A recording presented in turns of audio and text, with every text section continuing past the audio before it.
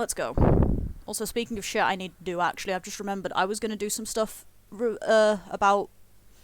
I was gonna do some stuff today that's kind of time sensitive and then I forgot and now I've only got 2 days to do it. Oops. My bad. Oh well, I'll figure it. Right. Get all that shit together. Is this okay? Okay, yes, good sentence. I'll just keep talking until it's set, until you tell me if I need to go up or down more, basically. And then probably continue talking past that point, because fuck it, why not? I've completely forgotten what I was doing before I put my Switch down. I was supposed to be doing... Okay, so what it's doing is it's picking up your voice about the same level as Discord is picking up your voice. But it's picking up your breathing. Like, dear God. Great. What the fuck? Okay, if I set that to that, is that any better? Let's see. Give me a second. Oops. Until it gets to the point of Callie has the... For fuck's sake, everything sucks the dong. That's allowed Callie compared to Pokedex? Wow, okay, that's weird. Because I have... No. I have... No, not fixed it. Yeah, I'm like super loud compared to you. Oh, okay. I shall turn that down. Yeah, I've got a new microphone. Are we oxen free? I'm probably quite quiet compared to normal because I've got a new microphone and it's a bit of a piece of shit, which is why we're doing some troubleshooting at the moment while I get things started out. Can hardly hear things compared to the game and Callie. Okay, I'm gonna just start slowly dropping jerking my audio filter up and we'll see what it sounds like better. Because, my voice was abysmal there. Was it? Fuck's sake, I've actually just turned it down, so I'm gonna turn that back up again. No, it's not like volume-wise, it's literally just...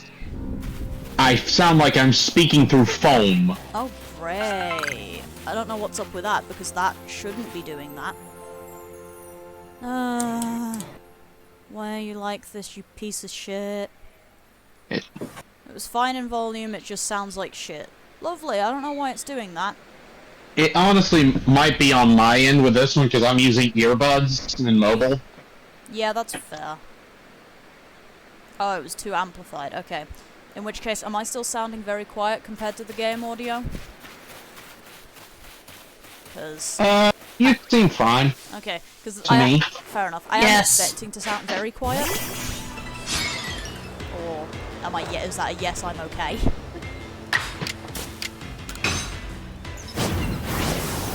This is great fun. But yeah, new microphone. Oh, great. No problem. Sorry, I was listening to you through the game or through the stream. Right. Yeah, new microphone means everything's a bit different pops and everything. It is flashing like green-yellow for me, which is normally actually low compared to normal. There we go. Get a sentence out in the correct order. I'm briefly gonna mute and make food, but I'm still here. Okay, cool. So yeah, hopefully... Why did I open the new index? Hopefully I'm not... Still should be louder and Kara and Callie a bit lower. Okay. Me down, them down, me up. Where's my gain filter? There it is. Because the thing is if I have it up too loud, I apparently can hit my breathing really well. And I don't want to have the breathing all down the mic, obviously. So it's like... I'm trying to avoid that. Combat yeah, the combat music and stuff makes you really quiet. I will then turn down the Elgato capture a bit instead, and we will see if that helps balance things out. That's very, very annoying. I hate everything about all this bullshit. Okay, sounds a bit better now? I just had to forcibly restrain myself from doing a little ditty. Okay. But yeah, no, you mentioned Elgato and it sounded like Roboto to me, and you know that song. I don't actually. Oh, it starts with Don't Worry, I Got You. Oh yeah. It's unimportant. Yeah, no, I'm just sitting here blankly in the background like, what? But yeah, basically the main problem I've got is I'm hoping desperately that it isn't like picking up my breathing really hard or something, which is the main fear. So I guess we'll have more of an idea of that when I've stopped talking for a while.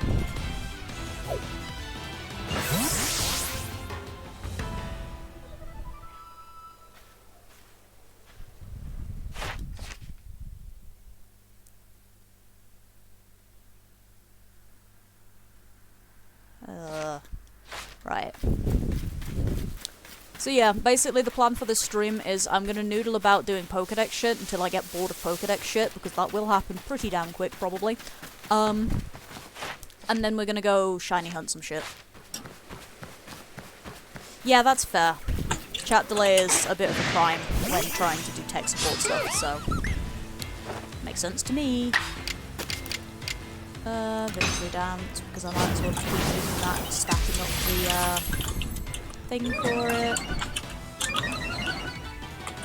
Honestly, some of these probably would be easier to do if I was, like, shiny hunting at the same time, because I can do capture ones and stuff, but, like, fuck that, not the problem. So instead we're just gonna dip into the noodle zone and bop a bunch of Drifloon on the head. And various other Pokemon, I guess, because why the fuck not. One more agile style and then I should... question mark have enough? I don't remember. Yeah, I finally figured out how Pokedex shit works, is the summary of what the fuck's going on in this stream. So I've been labouring under the misconception that Pokedex stuff in this game, or Shiny Charm in this game, needed you to do all perfect Pokedex entries. It doesn't, it's just all rank 10. So, we're now ranking things up to rank 10. And the other thing I've learned is the fact that those little red arrows next to the research task things means that it's a double point thing, essentially. So, instead of getting 4 points out of this, I'll get 8, and it'll put the research level up at max. So that's why I am also hardlining on that sort of thing. I think that actually puts Lilligant at done. What was next? Barboach. I still need to use Mudslap and Mud Bomb at least once more. Right. There are worms around here. Let's punch some worms. There's some worms. I really dislike the fact that you call Barboach worms. Not Barboach, I'm talking about the Wurmple.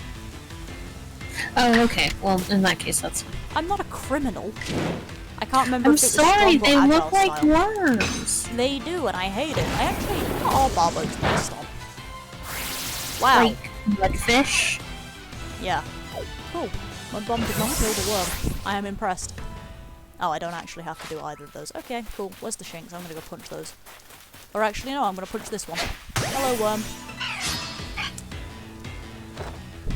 Yeah.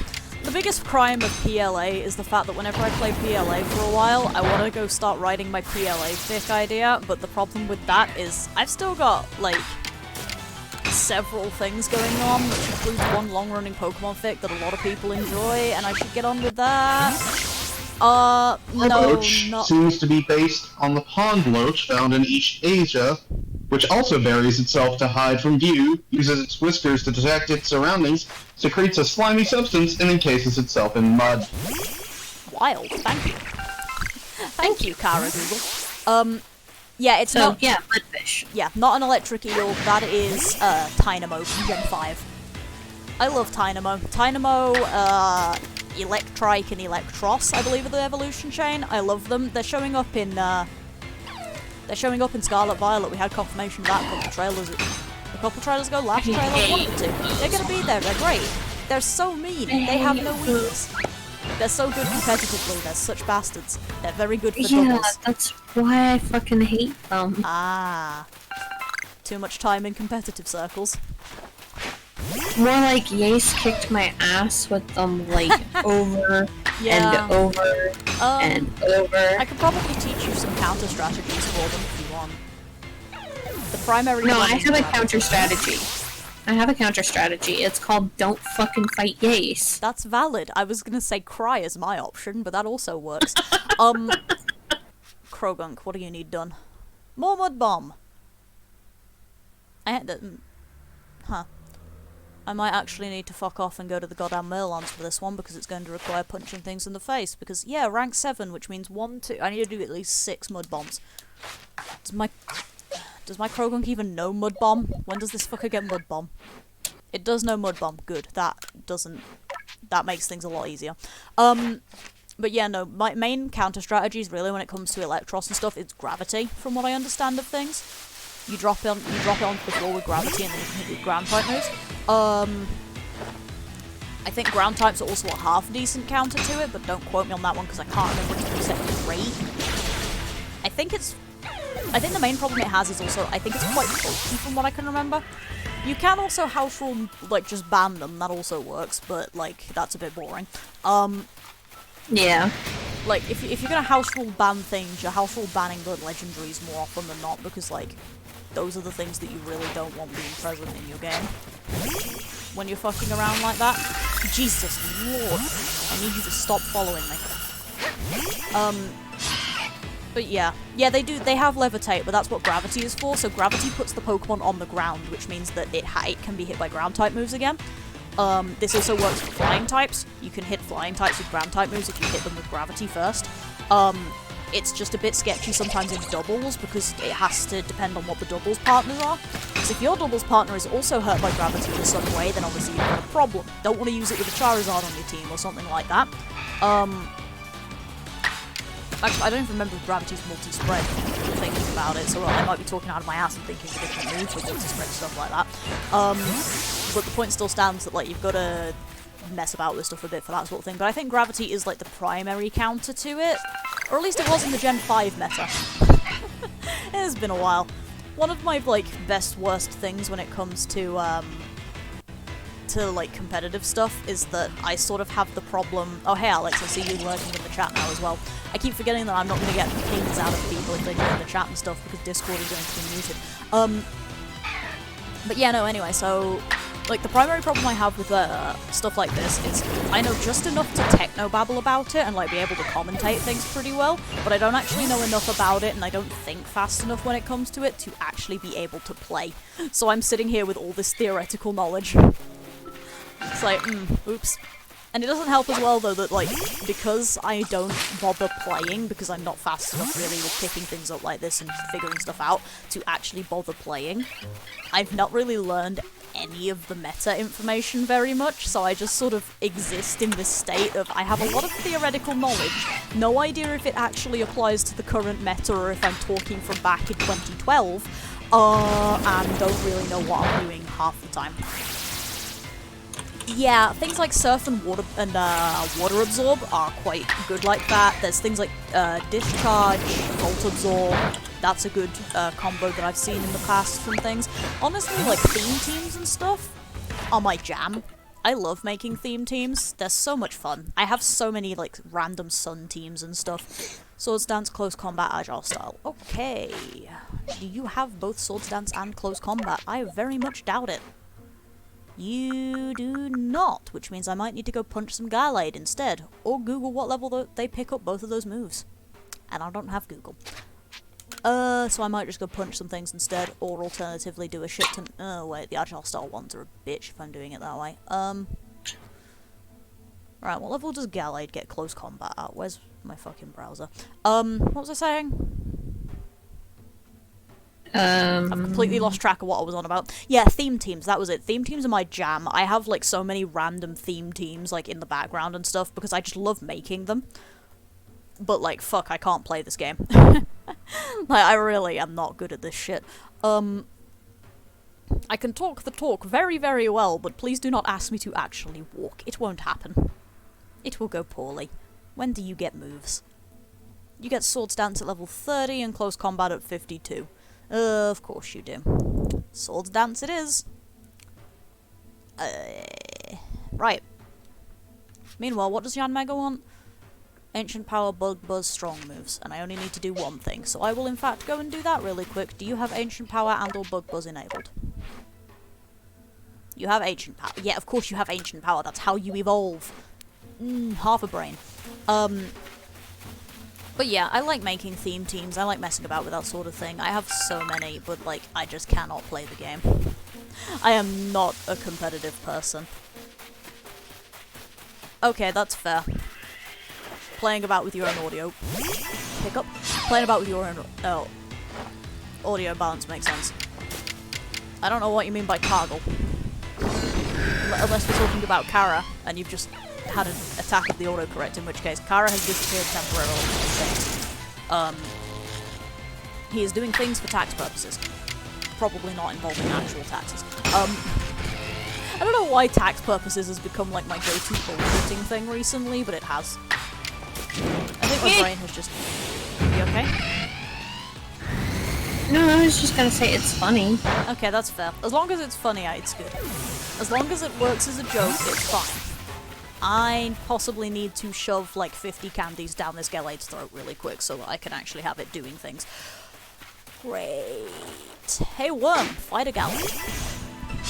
So I've decided while you're doing... Sorry. Go on. I was just gonna say, I've decided while you're doing this, I'm gonna hatch more eggs. Great. I'm gonna laugh my ass off if I get a shiny during your stream. I might cry because my shiny luck has been abysmal on stream. It was funny, I was talking earlier in the Society Discord because somebody posted a picture of one of their shinies they got. And I mentioned, like, I really should do that more, but most of the shinies or like, a lot of the shinies I get are on stream, so I just sort of forget. And then the ones that I have, but then again, the ones that I've been getting recently have all been off stream because of how shit my luck has been. I really need to go through at some point and, like, figure out how many outbreaks I did and stuff, so I can, like, just scowl at how shit my luck was for the last couple streams. Right, I get 1 point and I need 5. I really need this fucker to either learn Swords Dance or Close Combat, and unfortunately Close Combat is level 52, which is a lot of movement. So it'll probably be Swords Dance, assuming I can hit level 30. I don't know why I always feel obligated to do rolls off the cliff. It's just funny. Is that a Drifloon? What are you doing here, mate? It's supposed to be, like, nighttime. Or it's daytime, rather. Why are you here? You're not supposed to be present. But yeah, so that's life at the moment, basically, that's life when it comes to, competitive stuff. Yeah, that's a good idea, you should go to bed. Sleep is a good idea, Alex. I would very much recommend it. I hope you sleep well. Yeah, good night, Alex. I don't want to promise that I'll be streaming Fallen Order soon, because for all I know I won't be picking that back up till Christmas because of bullshit, but... Oops, I forgot to do the Atlas now. But either way, I am glad to not be making you miss things. Enjoy your rest. Yeah, fuck it, I'm gonna go dump a shit. Actually, I wanna This team can be optimized for punching the Snorlax, I think. What level's the Snorlax? Hey, big bitch, come here. Get over here. What level are you? You're level 45?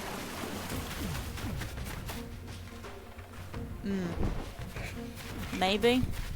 If I'm very careful about it. Might be able to do it.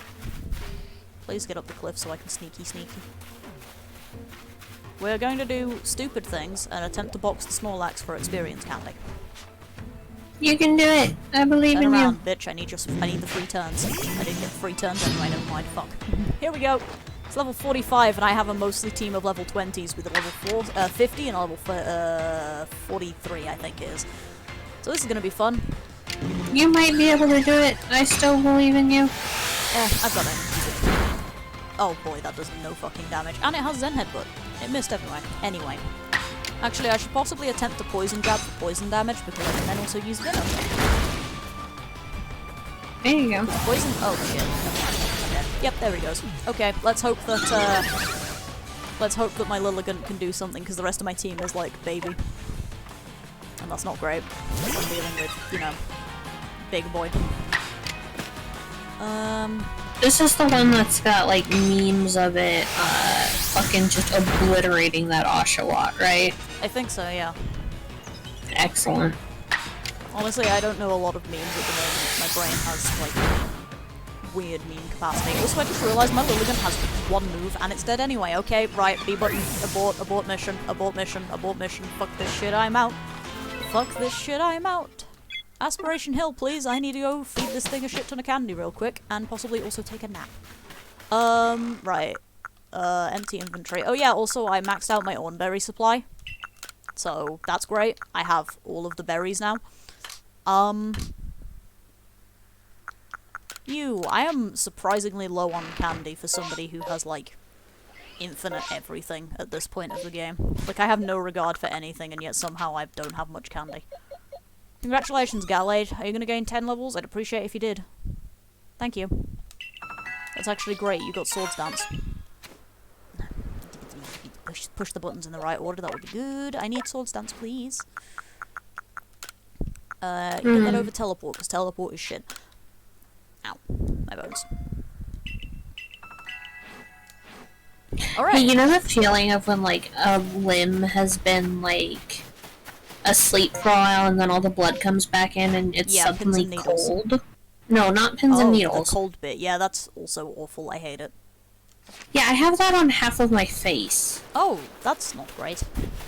That's concerning, right? That's not just me? Yeah, that's a bit concerning. What the fuck? I don't know.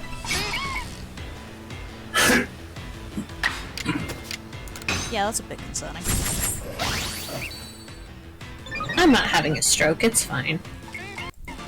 Stroke is illegal. Stroke is illegal. By order of Queen Pix, the first. Yeah, clearly. Meanwhile, all I get today is a headache. Rude. Mm-hmm. You just got coronated, didn't you notice?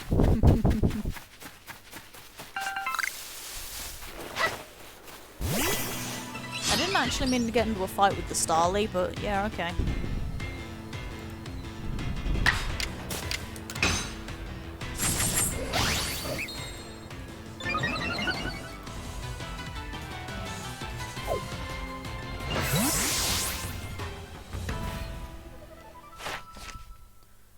I need so much shit for this. I hate it. I really should have just fucked off to the Snow Point Temple and fought some Gallade. But I don't want to do that. But also it would be a much more effective way to do this than what I'm currently doing. I should just mute. What? Why? What's wrong? Let me get some... Yace in the background. Yace can happen in the background, it's fine. It's not like this stream has in any way ever been professional, so who gives a shit? It's like, seriously, if you can look me in the eyes and like claim that my fucking stream is professional, then by God I have some questions for you. I mean, it's professional enough. It's an event. Like, happens. Your stream exists. It certainly does. I'm pretty sure there are plenty of people who didn't, but fuck them.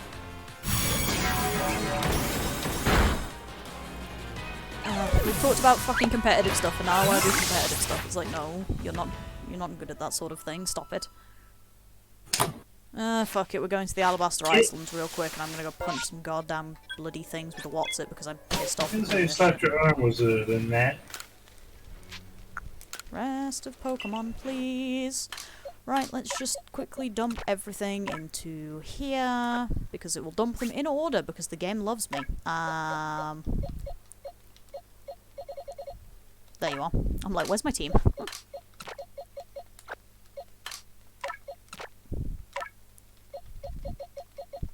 Oops. Back in there, back there. Take Typhlosion out. I am gonna go get into a fight with some Gallade. Possibly I should be taking more than one team member with me, really, but whatever, fuck it. Update the Pokedex. Yes, more rank 10 things. Hey, rank 7, okay. Swanky. Moving on. Get me out of here, please. I'm doing really well on the Pokedex stuff, at least. Back to the village, because I need to go punch some Gallade. Or catch some Gallade. I would also like to do that, to be fair. But punting them is also a good goal. And I am actually going to go pick up a couple of other Pokemon, because it would be a really bad idea to take out just the one guy and then get my ass handed to me. Team... Just grab the rest of my team, because fuck it. And off we go to the Icelands. Or possibly a shiny hunt, depending on what it ends up spitting out at us, I guess. Do I want to go for the Nearlands in the hope of the shiny Cyndaquil? Or do I want to go back to the Icelands and do what I'm supposed to be doing? I should do the Icelands and do what I'm supposed to be doing, because that would mean I get the shiny charm, and then I can actually do good shiny stuff hunting. Like, properly. Okay, but consider shiny Cynical. Yeah, I know, but I've already gone to the Icelands because I have self-control of fish. Fair enough. So I shall do the thing that I am doing. Pearl Settlement, please. I need to get my butt up there. Which is going to be a 60-year fucking adventure, because this is not actually a place where the Braviary is very useful when you're below. It's really entertaining how Braviary is actually not very useful in Braviary's bloody area. Like, you get Braviary here. Is it useful here? Not particularly, actually. You're better off with Sneasler for, like, half of this stuff. I also have absolutely no idea where the fuck I get Gallade in this area, so this is about to be fun. Hey, speak of the devil, that's a Braviary. The hell was that sound? I love getting weird Pokemon cries in this game. It's good fun. Right. Into the temple, please.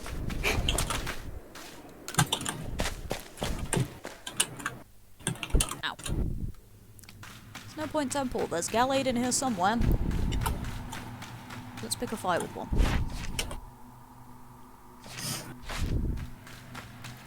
I really like knowing, though, that, like, most of my incomplete Pokedex stuff is at the end of the Pokedex, and not, like, the start. Like, I did really well at the beginning of the game, and then as I got further and further into the plot, I stopped giving quite as much of a shit, and it was like, oh yeah, Pokedex. That's a thing. Right, is Gallade down here? I don't know where Gallade is, so we're gonna just, like, noodle about in the temple, probably get lost a few times. You know, as God intended. Does Glalie need anything kicking it? Oh wait, I know where Gallade is. He's on the top floor, isn't he? You can't ride Pokemon in here, mate. You gotta walk. This is about to be fun. But yeah, I know where Gallade is, because there's top floor next to the What's-It thing. Specific. Mm-hmm. It's next to the exit, because there's a lot of vaults around there as well. Hey, Golbat, do you need Noodle Punch? Nope, okay, good. And I know Bronzong doesn't, because I punched the hell Bronzong does. Swanky. What does Bronzong require? Punched in the face with Ghost-type moves, extra sensory, beaten the shit out of. I could do Court, why not? Grab this really quick. And then I've got to go fucking find, Gallade's Pokedex entry again, so that I can put my thing back on track. Always good.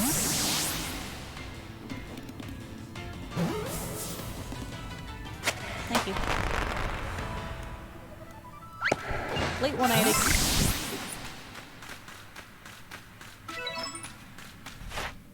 Oh cool, I actually got 2 out of that.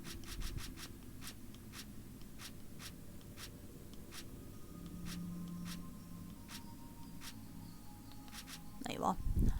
Right, again, back to the top.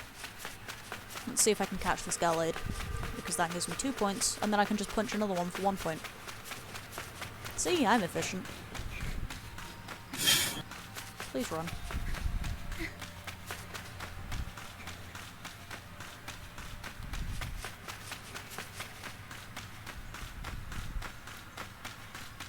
The circles. That's the one thing about the bloody temple, is it's like, it's so big. You just keep getting, like, there's just stuff everywhere. It's like, please. There we go. Also, I'm having, like, flashbacks to trying to do this fucking puzzle. And it's like, ah, yes. Nightmares. There he is. Right. Nobody sees me. Bitch sees me! Bitch sees me! Mission abort. He sees me. Also, he's level 70. This is about to be fun. Really? Nope, gotta catch it, so I'm just gonna throw an Ultra Ball at it and hope for the best. Because I don't think I actually can do damage to the damn thing, given my levels. If it doesn't work, I'll just murder it. Murder is an option. That's not great. That's less great. That's better. That's less great. That's a lot of damage. We get sleepy puppy noises. Yes, sleepy puppy. Oh well. Eat another Ultra Ball.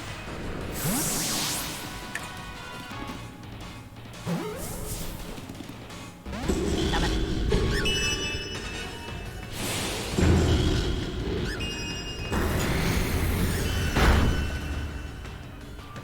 Also, damn it.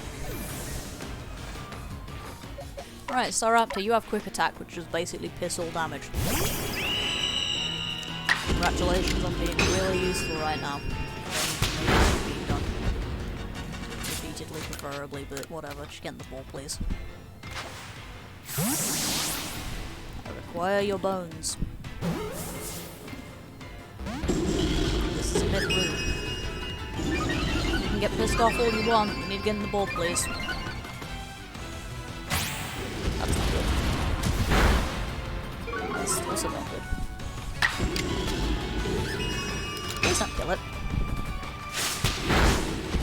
Fuck. I wasn't actually trying to kill it. If I was trying to kill it, I would have been going for another thing for that, because, I could have done the kill with the ghost type move and gotten 2 for 1, but no! I was trying to catch it. Damn it, game. There better be another Gallade in here somewhere, because otherwise I'm gonna have to go take a fucking nap and reset the spawns. I think I have to go take a nap and reset the spawns. Rude. Also, like, I'm assuming since I haven't heard anything from chat in a while that my audio was probably fine. Hey, wait, what the fuck? How has it been half an hour? I have questions. I've done fucking nothing in this half an hour. That's a lie. You've done a lot. I've done basically nothing in terms of Pokedex things. I rambled about competitive. Yeah, leave. We like the rambles. Okay, fair. I've got to go heal and come back, I guess. Jesus. Hey, Braviary. I live in fear of that Braviary being shiny. I'm not gonna lie. Like, I generally live in fear of, like, any of the,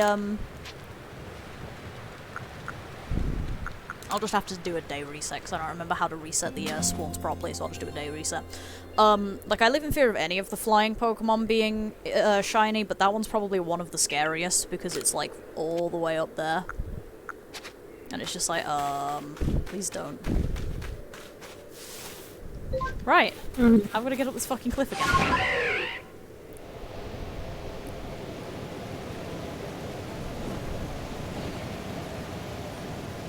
Hello, Sneaselaw.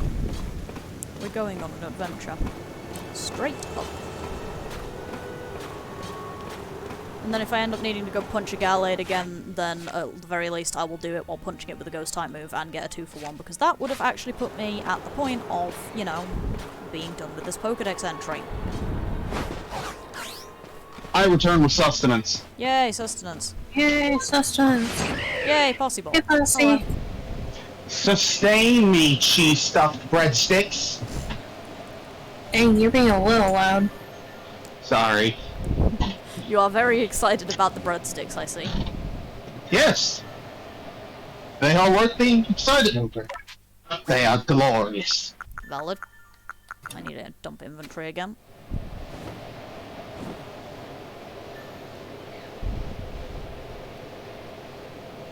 And now I get to haul my ass all the way back up there. Which I shall do the lazy way. By getting stuck, apparently.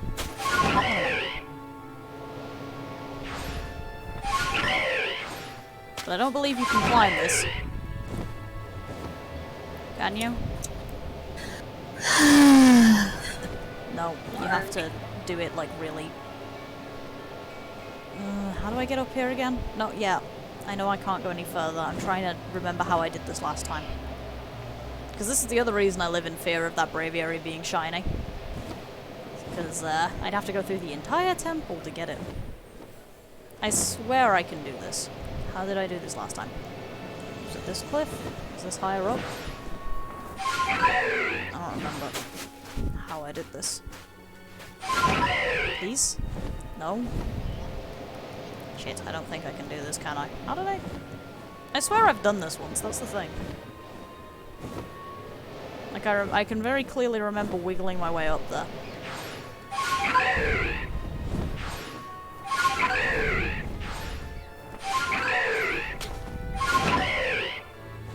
Please? No, okay. Walking it is.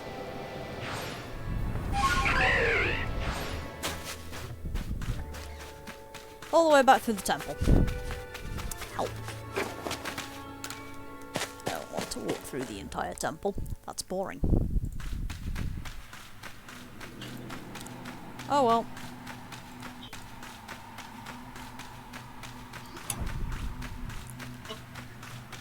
But yeah, anyway, hey Posse, how you doing?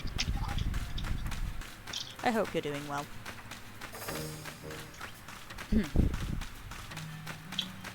All the way up the fucking stairs again. It's like 3 levels of bullshit. Thank you, Golbat, for having the most fucking piercing, echoing cry when you're in this cave. I hate it. Yay! Almost over work. That's always good. Yay! Work's almost over. At the very least, I can like follow the Reggie statues to figure out where I need to go, which is nice. So it's just kind of like moving on autopilot from there. But like, fuck, I hate this place a little bit. Still not as bad as the Diamond, Pearl, Platinum ice puzzles. Hate those things. Hate those immensely. It didn't reset the spawn, by the way. Well, that's rude. It's very rude. Because it means I have to get the fuck back up here again. After going to bed. Again. Welcome back, Kara. Had to fix audio. Yeah. No worries. Rip the audio. Right. Take a nap. Ow. I am full of loathing. I should have just done fucking Swords Dance grinding. It would have been way easier. Right. Guess what, guys? Back up the mountain. And instead I'm gonna do this. No, but also why? Because I put the donuts that are chocolate frosting on them very close to the TV, which is like 10 degrees hotter than everything else in this house. Ah, yeah, that's not gonna help. Stop getting stuck on thin air, please. It's not appreciated.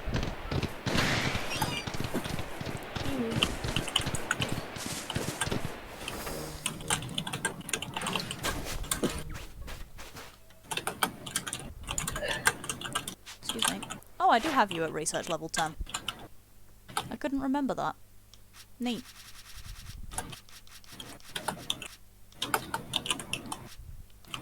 Back to Gallade.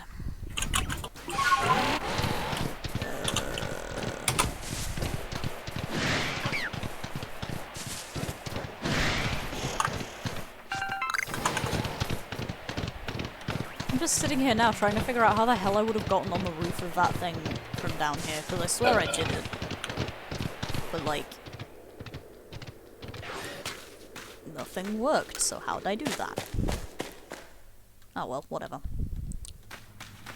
Walk back up the thing. Use the stray time to do other things, I guess. Ow.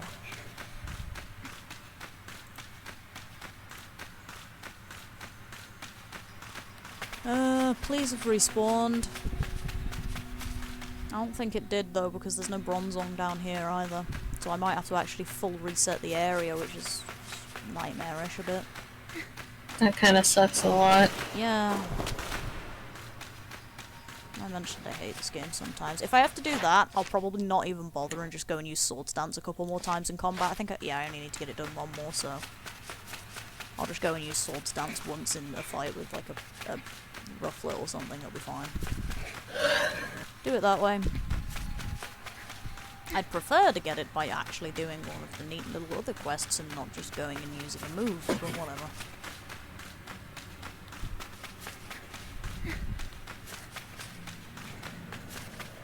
Please keep running.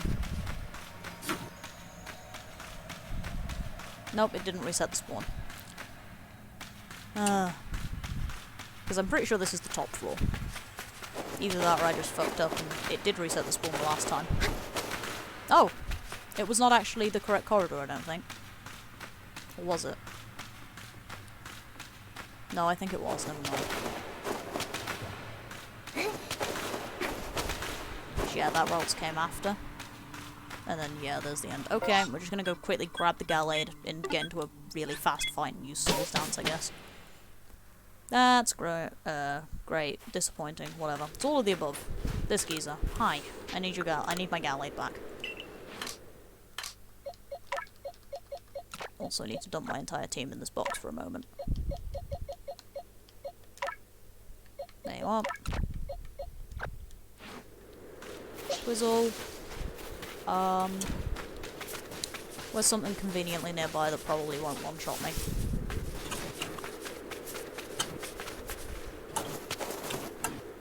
Swine up, you'll do.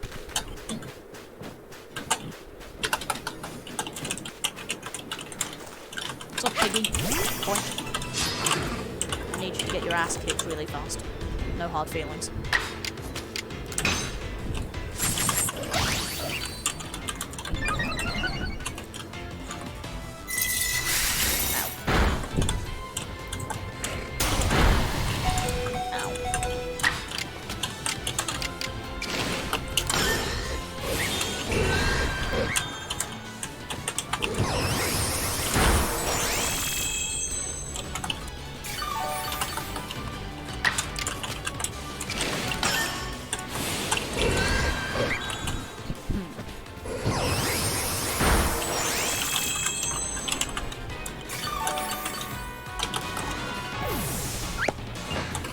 Okay, I think that sorts out Gallade as well. Yeah, that sorts out Gallade. Okay, what's next? Ugh. They are all Pokemon that it would be way better off to just go and, like, punch the hell out of them in their actual, like, location. Anyway, Hippowdon, Skuntank, Ursaluna, bitch. Yeah, Hippowdon, Skuntank, Ursaluna, Goodra, Steelix. Okay. That was 5. I need one more, thanks. Rhyperior. Okay, swanky. Teleport. Actually, do the teleport down here so I can leave immediately.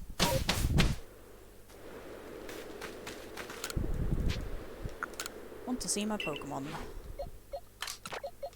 Drop Gallade. Pick up Hippowdon. Drop Typhlosion. Skuntank. Ursaluna. Goodra. That's on Steelix. There we go. Steelix. Rhyperior. Okay. And now we do the magical trick where I teleport back to the Fieldlands really quick. Because that is a much more effective place to do all this stupid shit, because I'm not likely to die.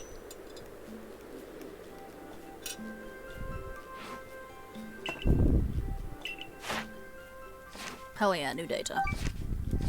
We love new data. Take me back to the village.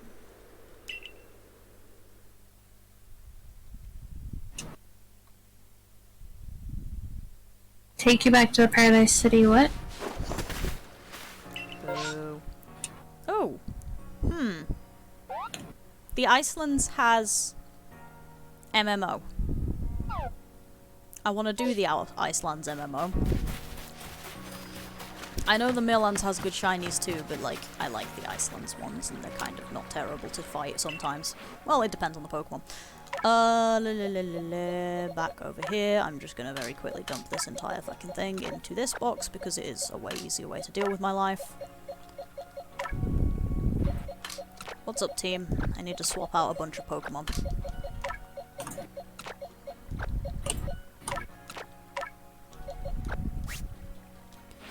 Alright, let's go punch some things in the Icelands for a bit, because sod it. Might as well. Besides, if I keep doing Pokedex grinding, I will go crazy. On the plus side, I'm like, what, 62 or something away from finishing things, so, yeah, we'll get there eventually. Let's see what's in the Icelands.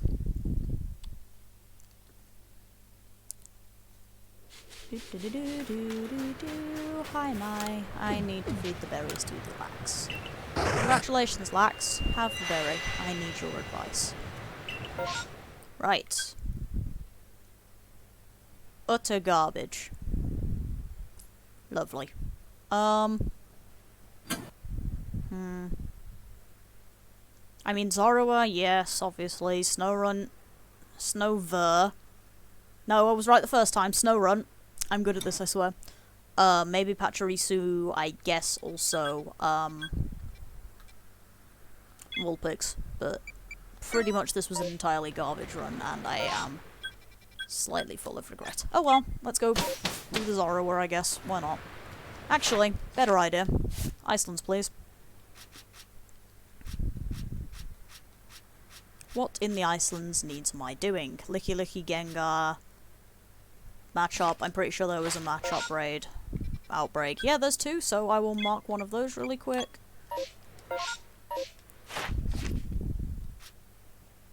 Square. Elekid. Novite. Mistrevius. Chingling. Changmeko. Okay, pretty much just Machop then. Yeah, we'll duck by. It's a shitty shiny, but whatever. If I get a shiny of that, I'll be really upset. I will be mildly depressed. Ow. I should possibly wait for the heal first then. Did not mean to break my ankles, wasn't the plan.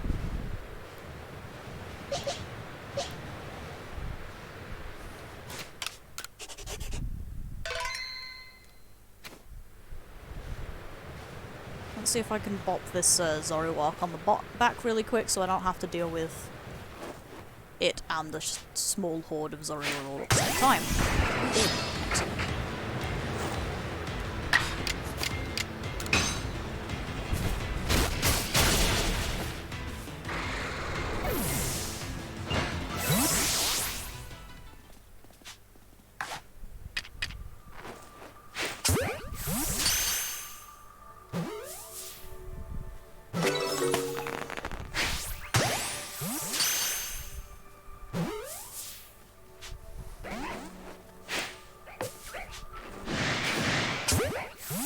Well, I think I just accidentally set off half the horde.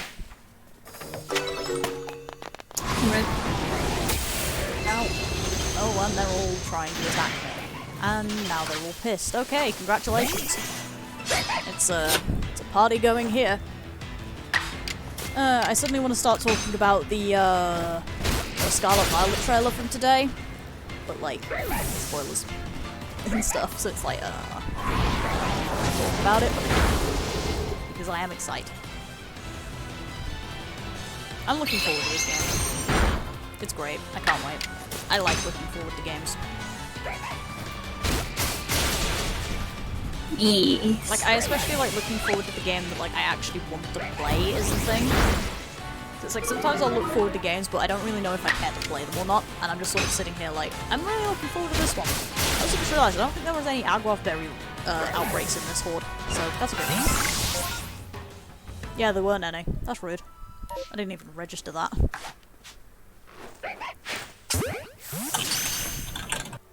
But yeah, I'm looking forward to it and it should be fun, and I'm very curious as to how they're planning on doing this, like, this one particular mechanic of the paths, because that looks like it's going to be interesting. But I will not say more. Biddy! Not actually as biddy as I thought it was. Oh, did I tell you I'd measured up the two Zorua that I had that were really biddy? One of them is like literally an inch smaller than the other. It's adorable. Nice. I'll have to pull them out at the end of the stream or something so you can see them because it's the cutest fucking thing in the world. Right. I did actually watch that stream. Oh, was that? It was on stream, yes. I couldn't remember if I'd done it on stream or not, that was the thing. Where's Machop, please? Yeah, they are biddy babies and I love them. They're teeny and I love them. Okay, court. The flying type moves. Okay, time to go more. That way. Yeah, if I get a shiny Machop though, I will be slightly disappointed because these things are rather ugly. Well, mostly Machamp is. I don't really hate Machop too much, but Machamp really sucks. So, amounts of disappointment will be here. Speaking of Machamp, I need to go and do his bullshit, apparently. That's going to be fun. I don't even know where those are. I think I need to find the alpha one that's hanging about upstairs. Yeah, the blizzard can show no signs of stopping anytime soon, all at once. Raid it.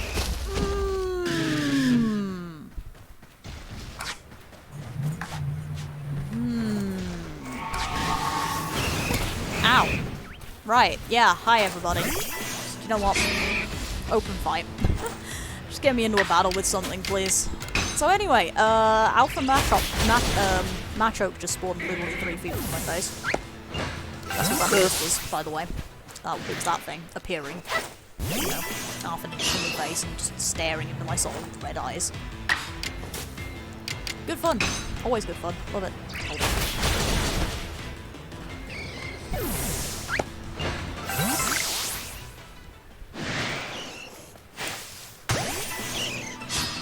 Oh, I bopped the baby.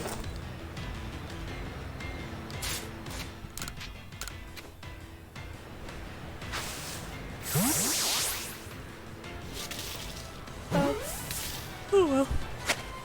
Big yawns. Love it. Right, I caught another Machop. I think that maxes out my thing. That fills out my thing for this, so... Bam! That's a shiny reaction.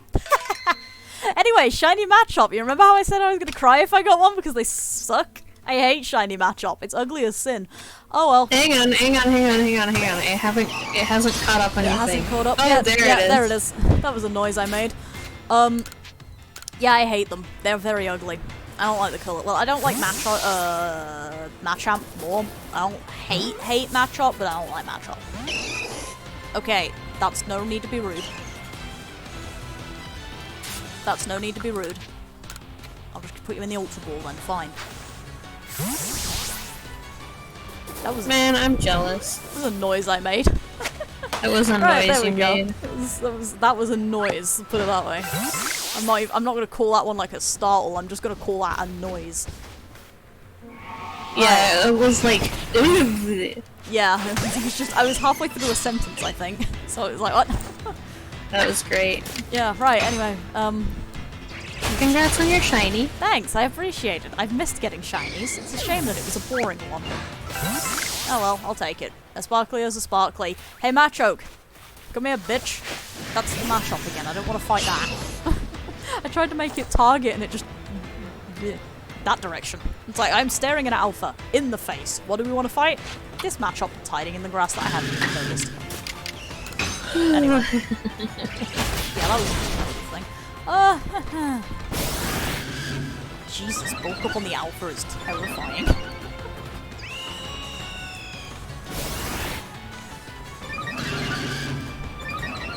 Right, anyway, I need this Alpha Machop to get off the field, please, so that I can not die. Not dying is a time-honored tradition of mine, you see. I'm very fond of not dying. Right.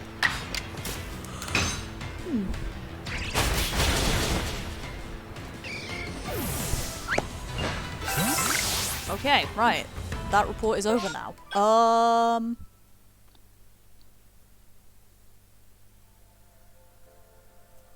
Let's go for Vulpix, why not?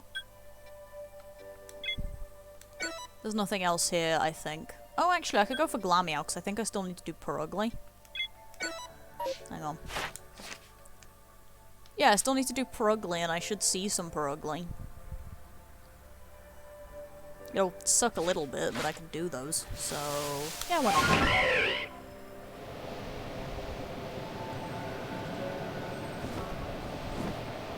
Because I think the Machamp Alpha is up there.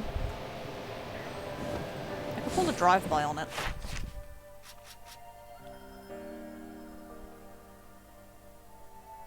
Yeah, I'll do it after. Actually put the thing on the Pokemon I intend to look at. I'll do it after. I really should keep doing this stuff in Pokedex order, really, because that way I don't get lost on what I have and haven't done, but...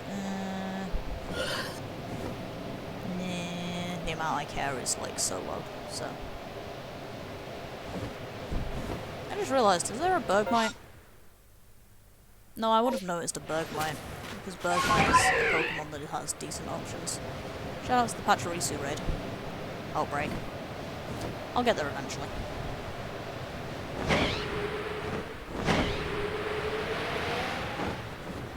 I think, is that an Alpha? I think that's an Alpha Glameow in that horde. I give up on getting the terminology right. I'm not gonna do it. start calling them whatever comes to mind and doing it that way. Watch as you suddenly start getting it right all the time. Something like that.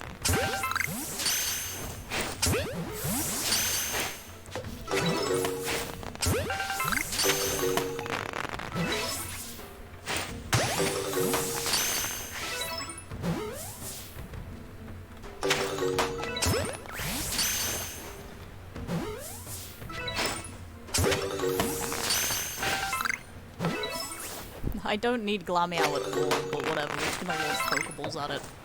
I was hoping there'd be a Perugly spawn or two in this. But, oh well. I do like listening to the sounds of just Pokemon Court, Pokemon Court, Pokemon Court, Pokemon Court. It's kind of great.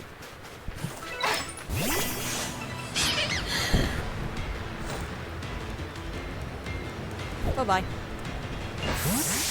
Reported Pokemon that seem to be gone. And now we will continue on the Vulpix. Who is over there? I will probably not be lucky enough to get 2 shinies in one go, which is a shame. But we can try. Oh hey, a Ninetales. Lovely.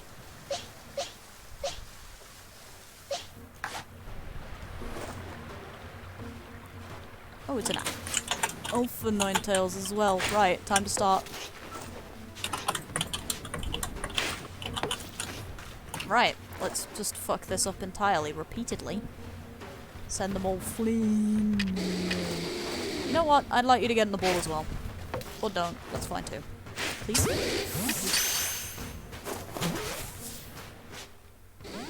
It didn't stay in the ball, and it's probably pissed at me now. That's not great.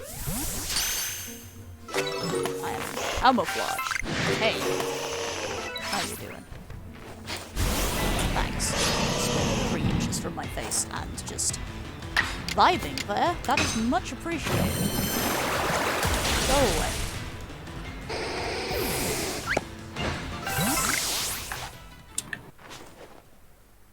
The fact that the Vulpix just all fucking bolt for the hills the second they spawn might make this one of the, like, few raids that I actually, like, loathe doing.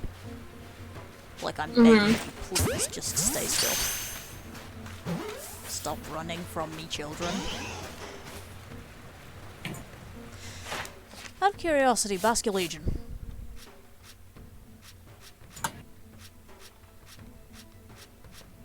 There you are. Yeah. Yeah, you're also a bitch. Lovely. Okay.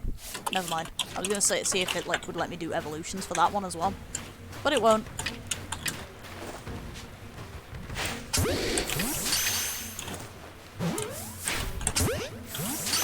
Hey, cool, I got the Ninetales there. Hey! Also, like, a small army of very small Vulpix. They're very small, I don't know why. Like, I can't tell if Vulpix are actually just that small, or if I'm just getting a really weird small horde, but, like, what the hell? There's so many. Is it over? No, apparently I've lost a Vulpix somewhere. Hello? Where did you go?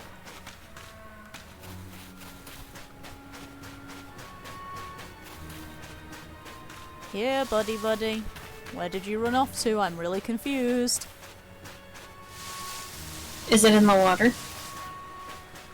Oh no, it's up here in the corner.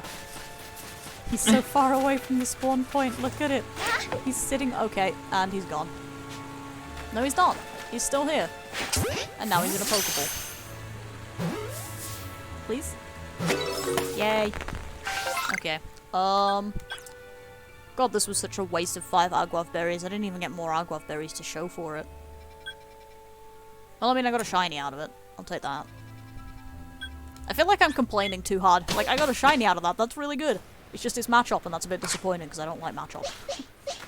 No, I get it. I complained the same amount when I got a shiny Pikachu. That's fair. There he is. Shiny Machop. The damn thing looks like fucking cheese. He does look like cheese. He's kind of great, though. He's cheesy boy. Okay. I named him Cheese. His name is Cheese. Excellent. It is a cheesy baby made of cheese. On the plus side, yay! Level 10 research. That's great. More points. I'm gonna go back to the village, back to the Obsidian Fieldlands like I originally planned to, like 10 minutes ago, and then we're gonna go do some more Pokedex things. Unless there's an outbreak in the Fieldlands, in which case I might do that, I guess. Hi. No, I'm not going back to the Icelands. Those were disappointing. I'm not going back to Iceland, it's overpriced. Actually, no, Iceland is pretty cheap and decent. That's a Britain joke. For those not in Britain, Iceland is a food place. You get food. It's very nice, actually. It's pretty much like only Frozens. Oh, I'm gonna have to go dig the fucking Machop out of the box now. There he is. So I'm gonna go dig him out of his box really quick and put him in the shiny box. But yeah, no, Iceland is a food place. It's actually really quite good. I also need to get a fucking new weird ear so I can put my Stantler back in place so that things actually go into this box in order. That would be nice.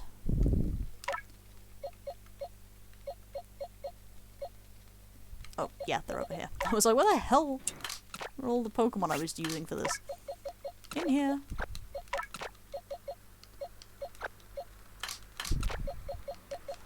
Right, time to take out a party of, like, mostly high-level Pokemon and fuck around, basically. Right. Pokedex. In the hopes of finding out? Yeah, we'll probably find something out. This is the point of the research, after all. Mud Bomb Strong Style move. I've just basically got to spam that until I get to a decent level with that. That's going to be annoying. Can't wait. It's also great now that whenever I see, like, rain and stuff on my screen, I'm half expecting to be doing Outbreak running instead. And it's like, no, that's not what we're doing. I didn't even check your moveset. Okay, good, you do have Mud Bomb. Congratulations.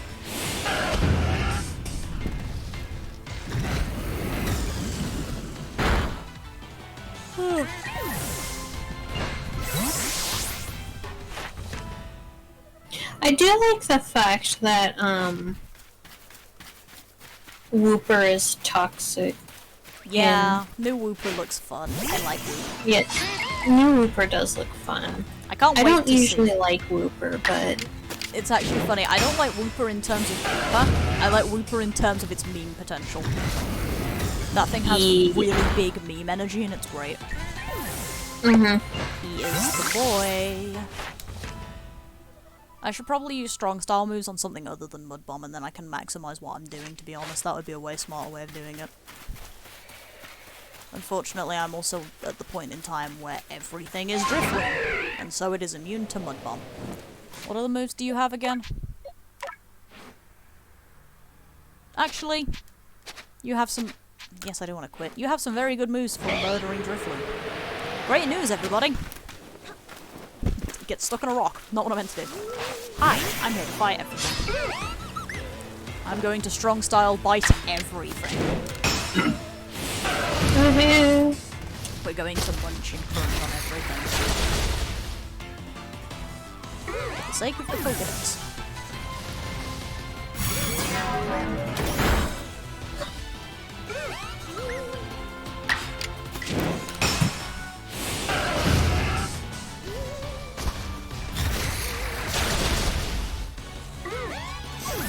I am at 85%.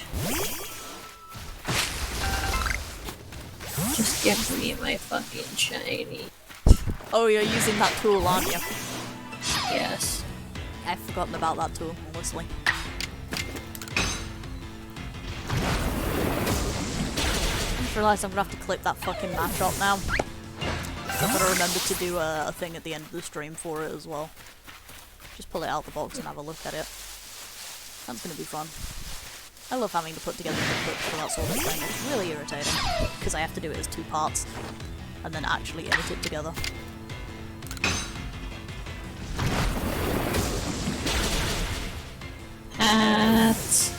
Oh well, it's effective. It's practice, definitely. I don't know about effective, to be fair, it's not very much that. But it is at least practice for the stuff that I want to do next year. Or the thing I want to do next year, specifically one. I still need to get working on making clips for. I've got months, but at the same time I've got sleep. Like, but like flipping things is so much work, and I have a terrible sense of humour, so some of the things I find funny in this aren't actually probably funny. Oh, I've got to do so many fucking things left for this, come on, why are you like this to me, game? That's a big worm! That is a very big worm, I'm gonna go fight him in a minute, 'cause that's amazing.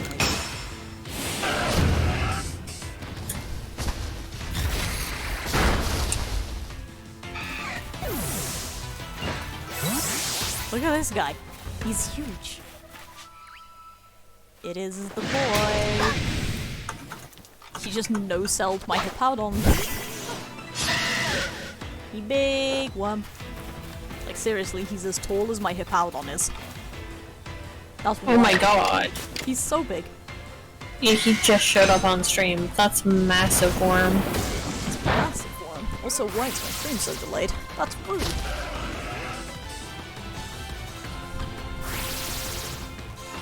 Okay, so this target obscured thing... I couldn't ride that worm. Yeah, I know, right? It's like I could sit on that worm. I should have caught it and seen how cool it was. That would have been smart.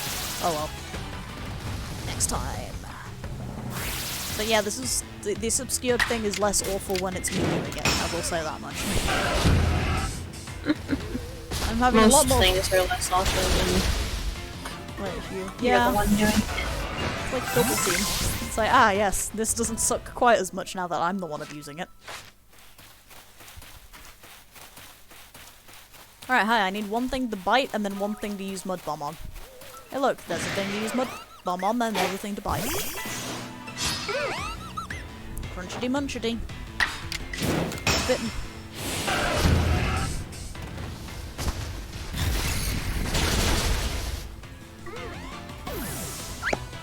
And there's the worm, who I will have get hit with a Mud Bomb so that I will then have my Pokedex done for this one as well.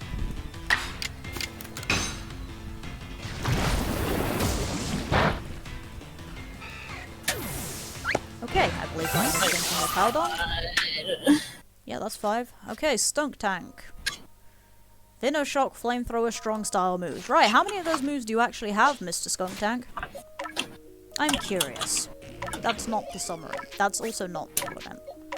Change moves. You have okay, you actually have both. Never mind. I'm being toxic for no reason. Awesome. Let's go punch things. Let's go fight God. Also known as I'm gonna go fight that Snorlax again because I want the candy out of it. Wow, I have no inventory space. I should probably clean out my inventory. That would also be an idea. I keep forgetting that I get a shit ton of stuff out of,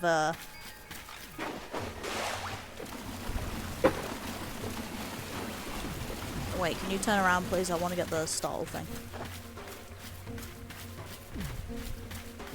Yeah, I keep forgetting I always get a ton of stuff out of Massive Mass Outbreaks. Because I just get all of the, like the U-Fort X Pokemon stuff out of it. That didn't work. So yeah, it's like, where did all these items come from? Oh yeah, the outbreaks. I'll be right back. I need to make some fucking coffee. I'm way too tired for it to be 1 PM. Okay. Oh, you do no damage. And you do a lot of damage. Why is Snorlax dangerous?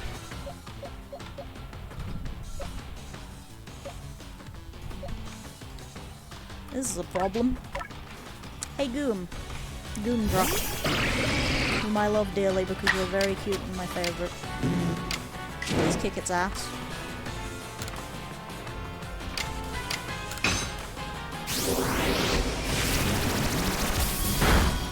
Oh boy, nobody is doing damage. This is not good. Can we confuse it? Oh wait, no. In this game. Oh, this is slightly sucky. This may have been a mistake. Just a little bit. Little bit dumb. Oopsies. Jesus. Alpha Rhyperior is very big.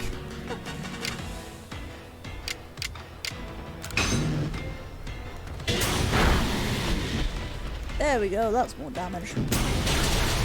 That's also damage.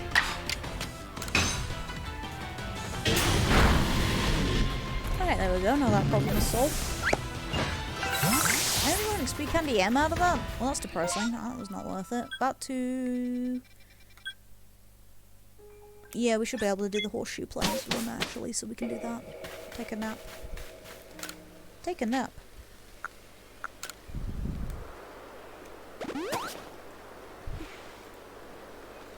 And then we go perform the grand adventure of Skuntank.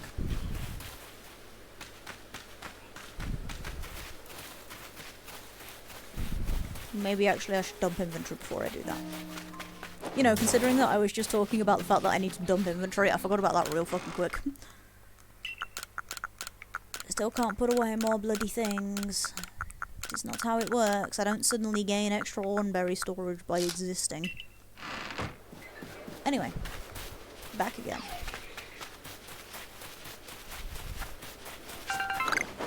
Hello there, small horde of shinks. You're about to get your ass kicked. Ow. I think I had to use strong style moves. I'm gonna check that in flamethrower. Know that I have to use flamethrower.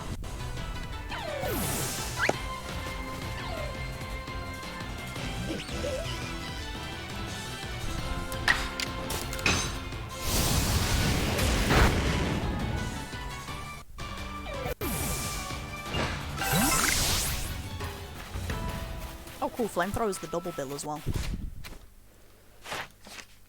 So I get a lot of good points out of flamethrower. And yeah, okay, Venoshock strong style, I was right. Okay, cool. Coolio, coolio, coolio.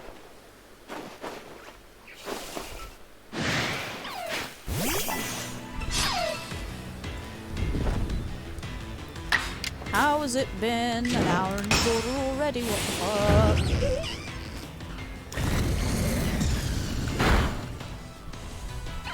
I hate that hair thing so much. It's the worst.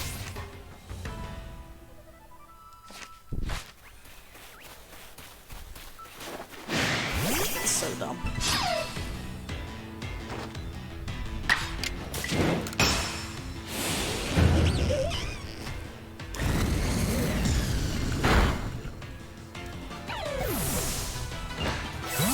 Okay, cool. That puts me up to 1, 2, 3, 4.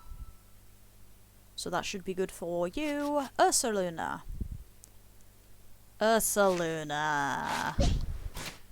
I hate Ursaluna, man. Evolving this thing was a crime. And I don't even have most of the good moves for it, so actually what we're going to do really quick is we're going to go find that other Ursaluna I picked up the other day. Because I know I caught one. I'm going to go find that one instead. No, I don't want to use a rest. And actually, before I do that, what else do I need? Bonsly, Licky Licky. Okay. I'll sub in Bonsly and Licky Licky while I'm doing this. Since I'm done with these two.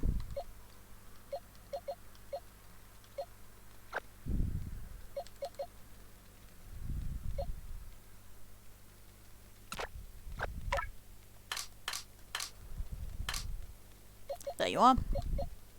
Good, you have both the moves I need.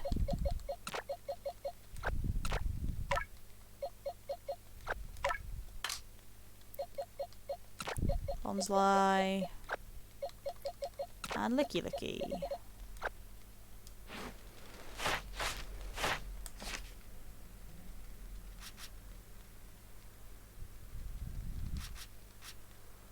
Oh no, not Mimic. I'm gonna have to put Bonsly on hold, and I'm gonna have to do that properly, because, oh, not that, that's bad. Mimic is a crime. To put it very lightly, like, Mimic is just a criminal thing. It's so mean. Right, strong style move get me bonuses, that's good. I'll just bomb it that way until I do things properly. Who gives a shit? Not me.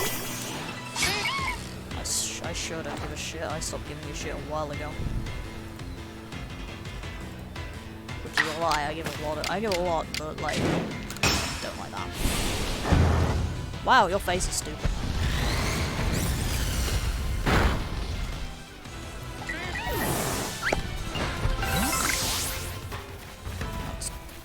that's, I think, 4 straight out. Yeah, that's basically 4 points straight out the bat. Excellent. I'm gonna see it use double edge, and I've got to see it use agile move. Coolio. You get to do that then. Doof.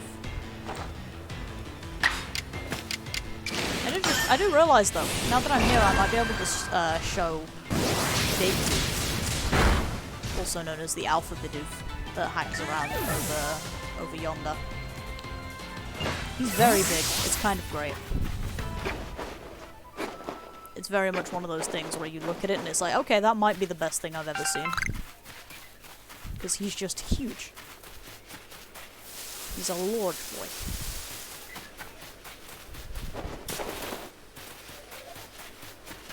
If it spawns, obviously, because it might not.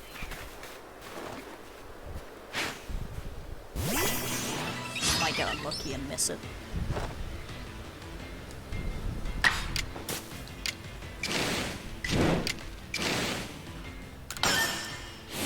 Gotta do this.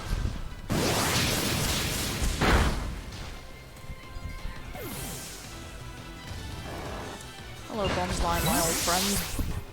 I've come to talk to you again, because I loathe trying to deal with things with you. It's the worst. And I will bop you with another agile style move, just for the cake of it. Or I won't. Okay, bye.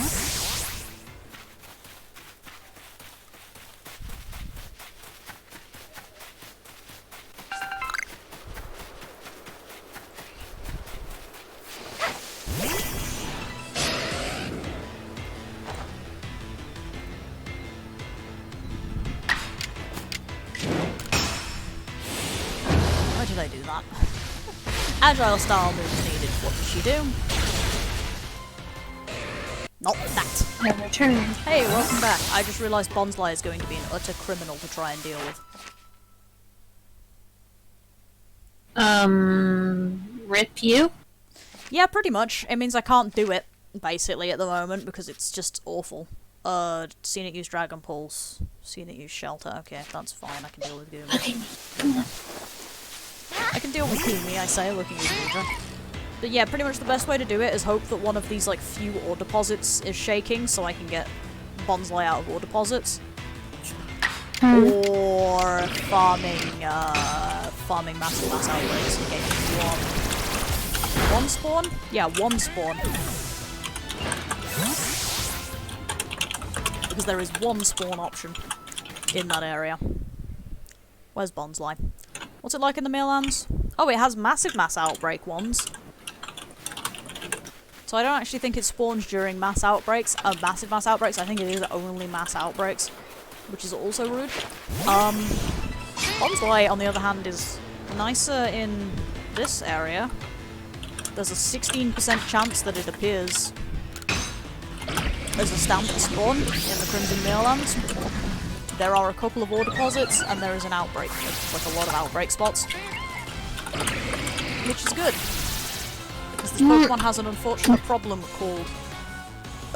its fucking... Pokedex sucks. Who made you? Oh. Yeah, but yeah, no, its Pokedex sucks. Because, pretty much the only thing I can do is see it use Mimic. Fun facts, guys, I can't get Mimic to work.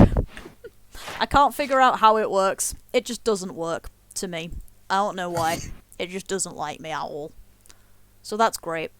So Bonsly can go burn in hell, I guess, for a little while, and I will have to deal with it in the future. I want that. What's it? But yeah, pretty much the only thing that I can do is, like, hope it pops out of an ore deposit or something, or I get a massive mass outbreak with a Bonsly involved. I should have caught more Bonsly during earlier outbreaks. I can't even remember if I've seen Bonsly in earlier outbreaks, but I should have caught more Bonsly, clearly.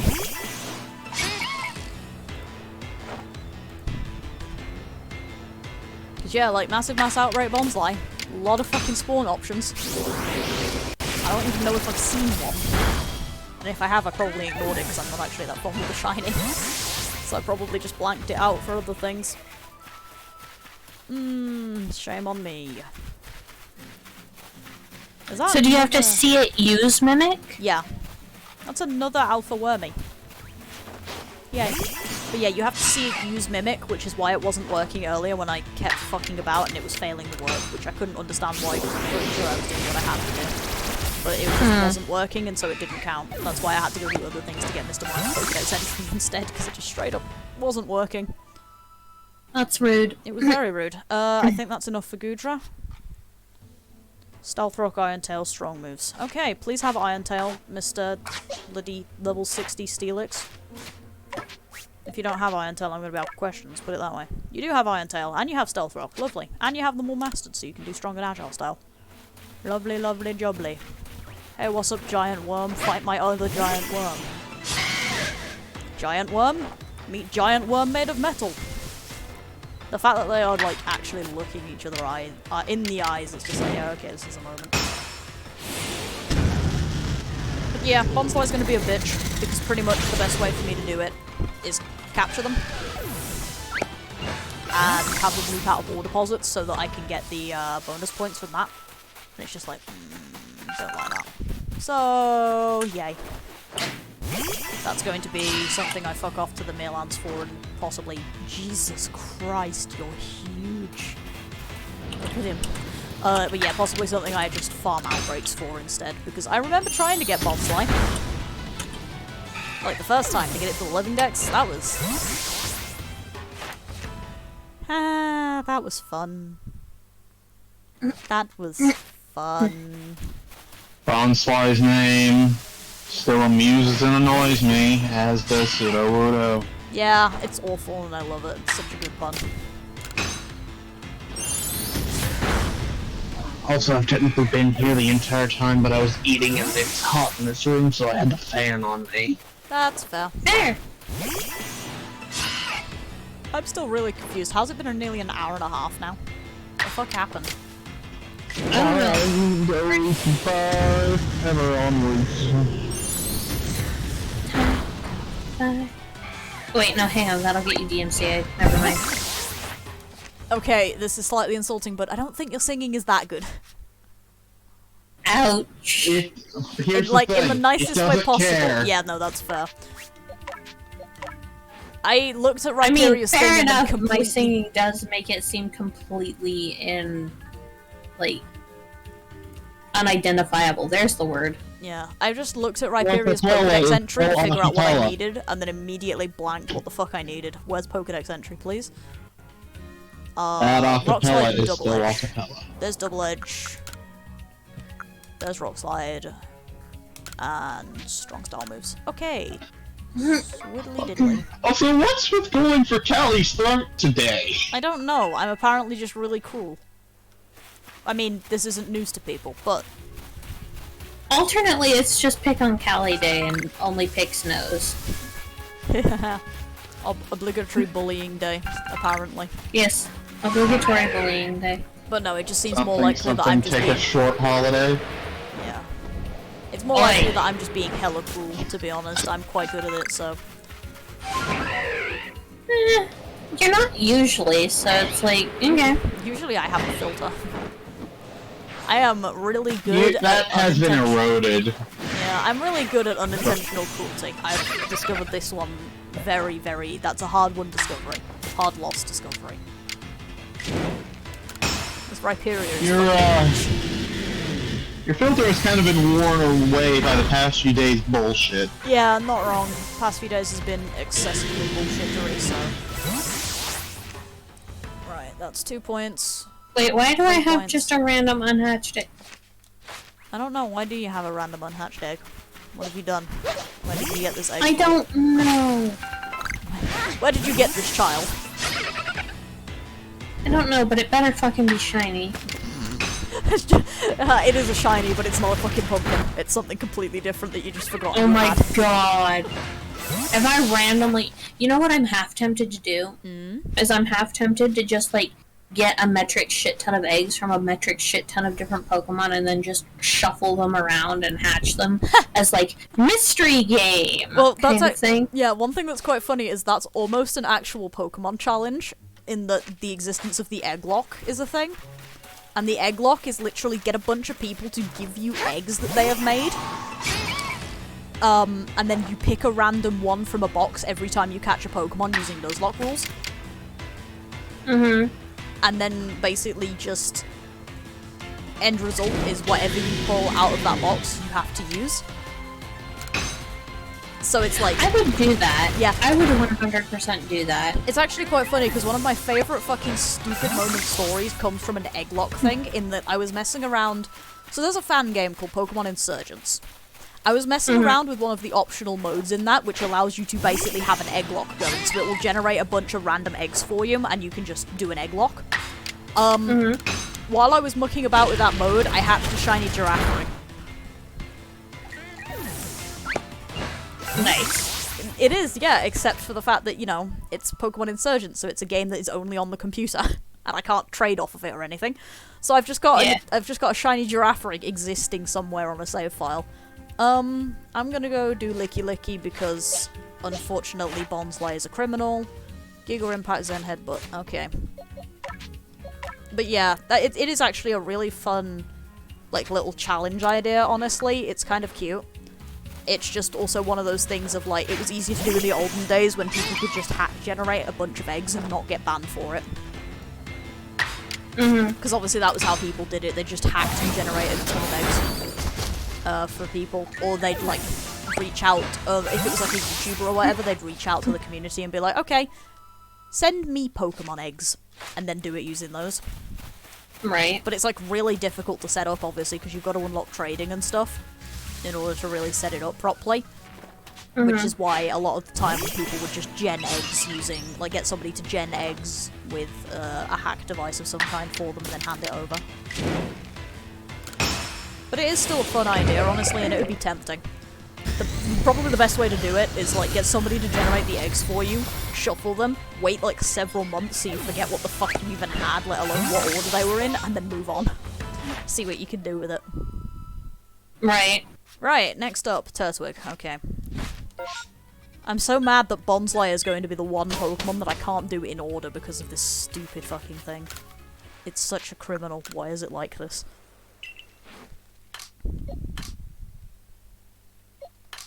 And the best part is it's going to be really mean as well to do anyway. So it's like,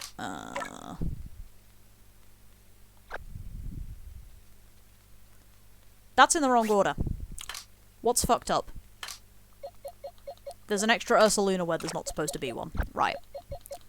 Because that isn't my goddamn box Ursaluna. Ow. Put the Bonsly where it should be. Turtwig over there. Licky Licky in there. Ursaluna there. Back out of the menu because I didn't actually check all of the Pokemon I need. Right. Turtwig, Torterra, Porygon Z, Gengar, Spiritomb, Honchkrow.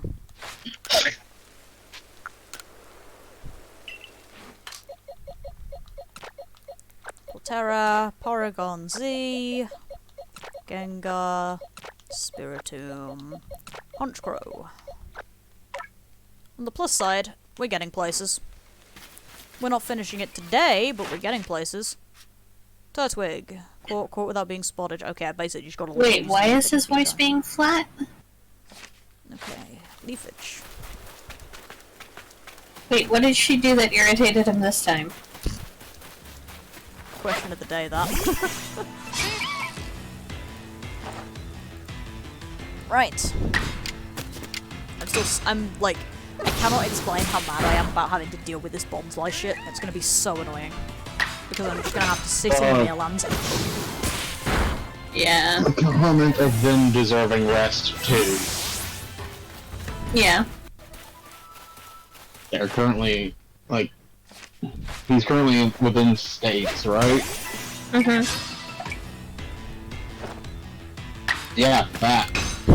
It's not annoyed, it's just flat. It's just... Fair enough. It's just the face. It's literally just half-lidded eyes, flat expression, like... Really? Fair enough. Yeah. It's literally just the, really? Expression.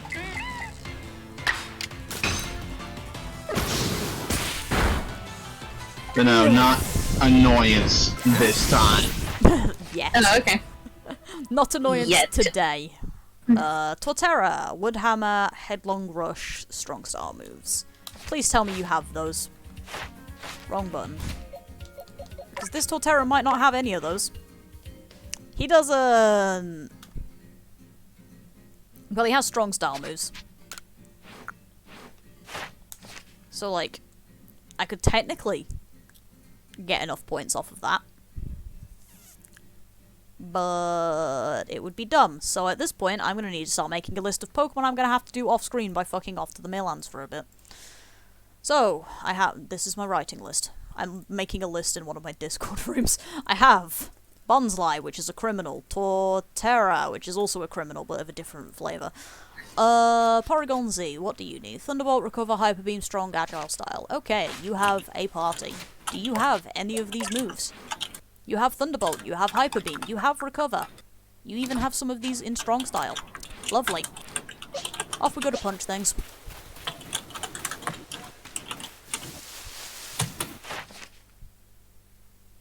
Okay, it was Hyper Beam that was the one that gets bonus points out of it. Okay, cool. Why do I get the feeling that when she finally decides on a corporation, it's going to be something like a 12-year-old? What? I love not having context for things that are going on in the background. It's so much fun. Because it's just, you just get moments like this. So what the fuck was this? Pokemon loads and Pokemon Home Depot? What? What? What did It's you an on image. about? I'm in media share on TV. Well, Pokemon I'm off to media Loads share on and TV. Pokemon Home Depot. Well, I guess I'm I getting scrolled memes. up a little bit. Where are the memes? Where are the memes, Give Jeff? me the memes. This is Recover, not Hyper Beam. I want Hyper Beam, thanks. In what? Media share in TV. I scrolled up a little bit.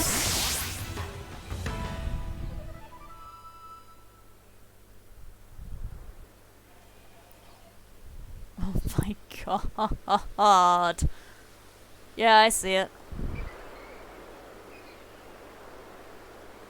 Excellent. Hate that. It's the worst. It's the best, but it's the worst. What the fuck? I'm tempted to copy paste that onto my fucking stream layout. Like, is it incredibly stupid? Yes. Does it amuse me even so? Yes. Am I an idiot? Yes. I should probably actually look up what the hell Torterra's level thing is for this, because that might actually make it more viable to just do it if I just feed it candy. Where is El Cerebi? I don't think that's actually the right term. I don't remember What how am I those doing? things work. Hi, I need something to punch. Hey, maybe I should fight the Snorlax again. You think it would That's a work good any better idea. the fourth time that I'm doing it? Oh, you need to be level 50 fucking 2 for one of the moves you want and 57 for the other. I think I might actually just go catch a new one. Because I believe I can do that. Yeah, the Home of Trials apparently has them. I mean, if you need someone to punch, apparently I volunteered as tribute for the day, so... No, that's mean, hang on. Wasn't my goal. That wasn't my goal. Oh, this son of a bitch is alpha Pokemon only. I hate that immensely, but it would actually have the moves I need. Somebody... Right, 1, 2, 3, 4, I think that's supposed to be a then, Kelly. Oh, son of a bitch! In the words of SpongeBob. You cut out there, but I still got what you meant, and I love that. That meme is just that's just a very quotable meme, honestly, because I feel that in my soul. Yeah... Trying to write essays I'm is doing it! hard. I'm doing it! I'm doing it! That is pretty much just what writing is like. I'm not going to lie. That is what it is like. Yup. Several hours for one very pretty sentence, maybe. And then you have really good days where you just do like 1,500 words or so in like 20 minutes. It's great. Okay, I don't think I've ever been that good at it, but like it's pretty good. Yeah. Okay, that should be it for that, which is Gengar, Shadow Ball, Hypnosis, Agile style moves. You better have both Shadow Ball and Hypnosis available so I can do this. You do! Good, right, time to go punch things again.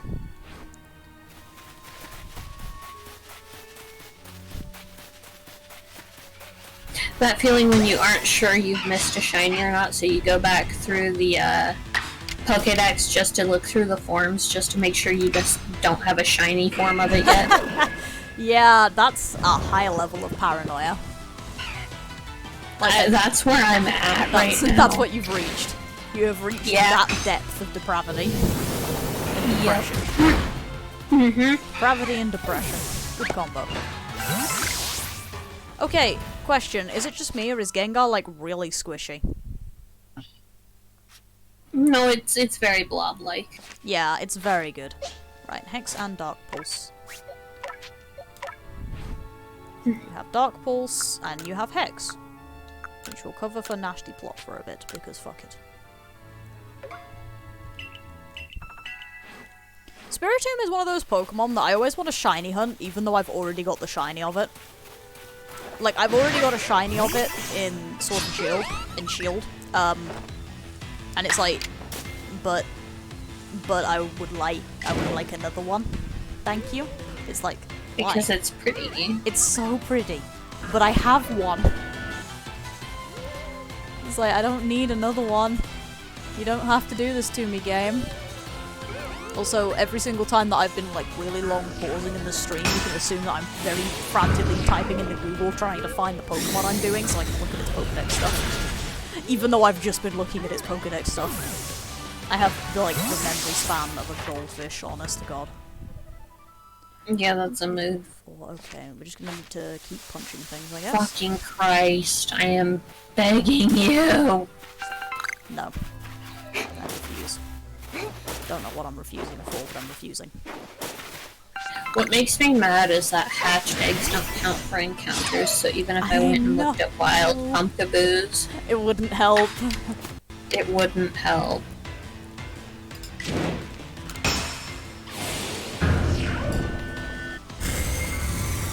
I am at 1,320 fucking eggs now. Jesus.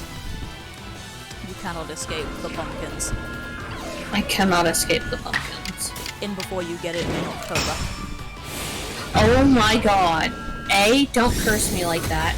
B, I'm half tempted to stop hunting right now so that I can hunt obsessively in October. Yeah, but consider if you do that and then you don't get it. Dude, that would so... Why do you hate me? Because I'm a horribly cruel person, we mentioned this earlier.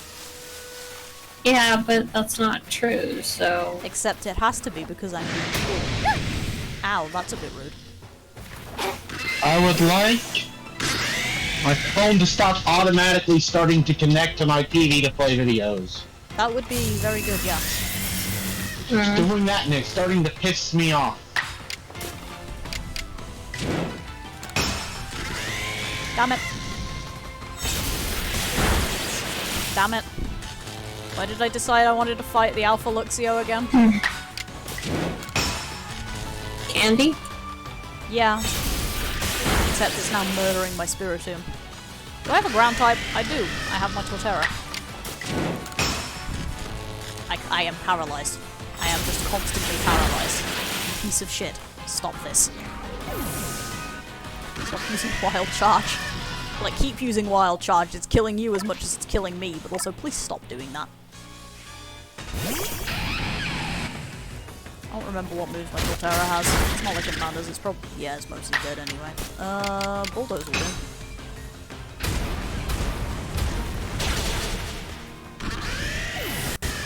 I didn't actually know if that was going to be helpful or not, because I have just totally fucking forgotten.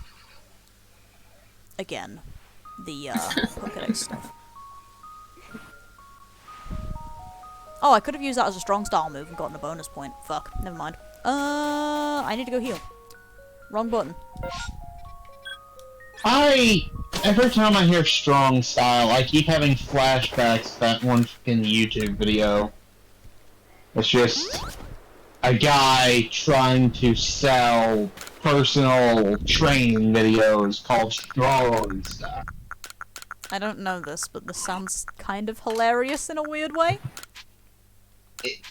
It's simultaneously hilarious and discomforting.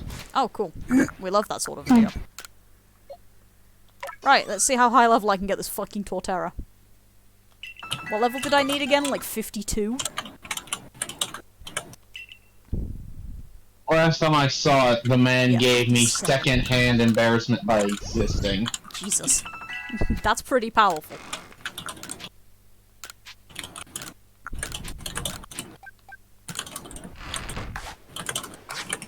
I'm really good at pushing the correct buttons for things in this game. Oh my god, please. You need to be level 52. So close. Fuck it, I'm just gonna feed him another one of my stupid extra large ones. I'm gonna go candy grinding after this, I swear to god. Well, that's what I'm gonna have to do next. It's gonna be experience candy grinding. Fuck it. Give me all of them. I'm just gonna feed him all the bloody large ones until I die. One more? Good. You got all the moves you wanted. This is such a waste of time. Oh well, fuck it. Moving on. We'll do Torterra in a minute though. I want to finish up with Spiritomb. 1, 2, 3, 4, 5. Yeah, I need another point or two. Okay, cool. Bless you. And again. Hey. Sorry about that. Just loud sneeze. Wake up the chat really quick. Sorry. No, it's fine. I was facing away from the mic. My headset is dying. Oh, or no. earbuds, rather. Oh. So, Bye-bye. away I go, friends. And then there were two. And then there was... Nice and dramatic about it. 1, 2, 3, 4, 5, 6, 7. Yeah, that should be good. Okay, cool. I'm gonna go back to Torterra then. Because yeah, Wood Hammer, Headlong Rush, Strong Style move. I'm not gonna be able to use Wood Hammer or Headlong Rush as my Strong Style moves, which sucks dong, but whatever.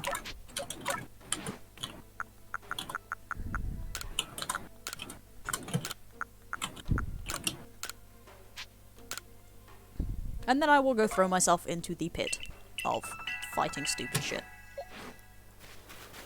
What do I need? What do I need for Torterra? Loads. Okay, cool. Here we go. Onwards to the stupid zone.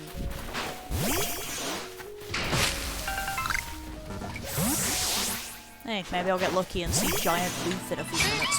It's kind of great.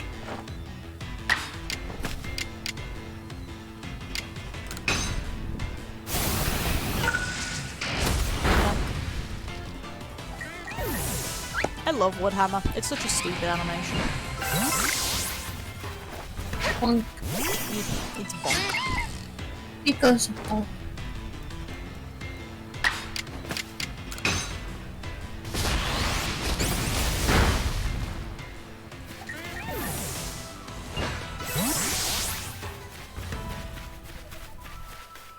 I really hope I can see the big doof. He's kind of the greatest thing ever. And it's sort of disappointing that I've not been able to show it on the stream yet. But it's just kind of one of those things where you look at it and it's like, yeah, that is a Bidoof. That is a very big Bidoof. Look it in the eyes.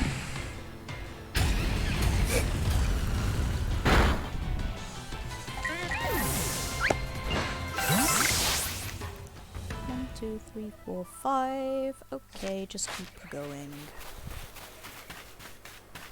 Oh no!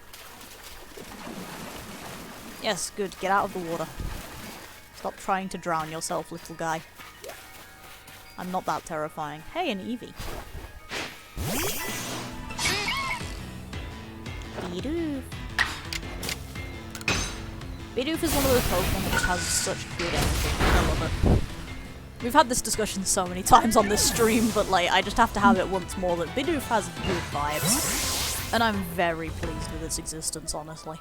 I don't know, every time we have this conversation, I get more and more accepting of... Shit. Well, Bidoof. That didn't work. Yep, there it goes. Okay. Failed that one. Yeah, it's just cute. Like, it's just very round, which I think helps. It's just got, it's good fluff.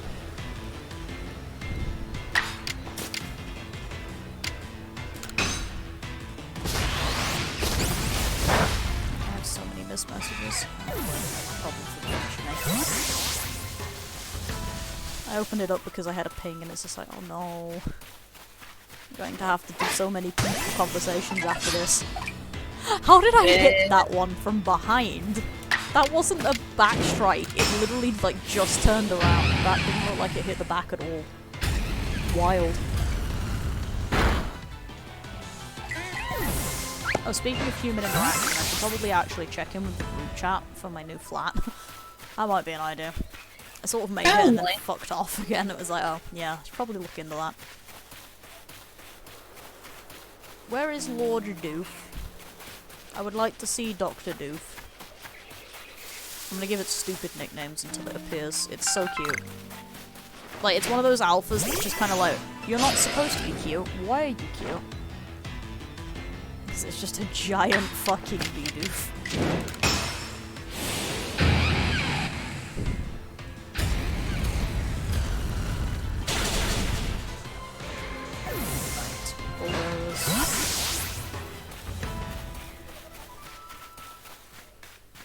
I swear it usually spawns around here.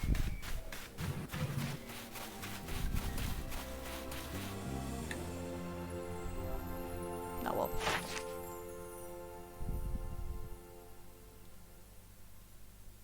I'll get Woodhammer and Headlong Rush once more just to, you know, just to round it all out.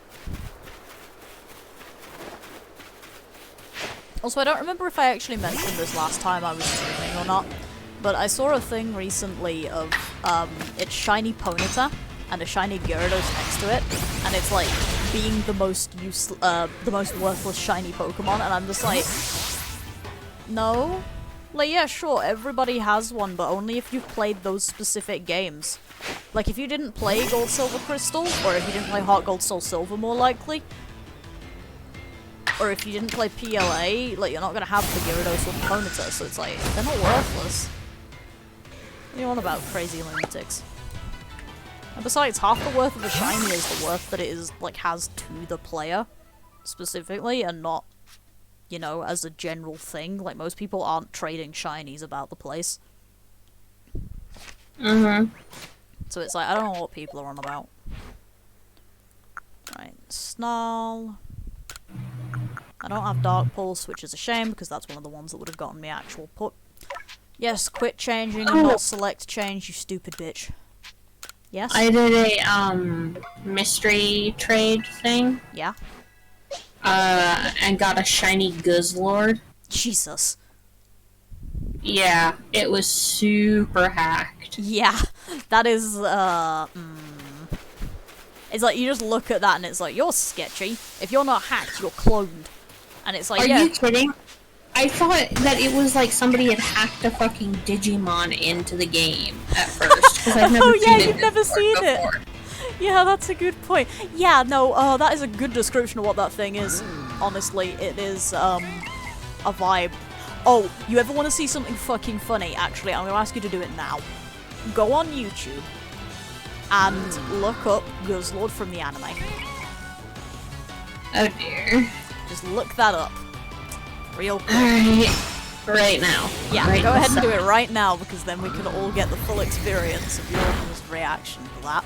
Oh god. Alright. You'll understand why when it happens, I assure you.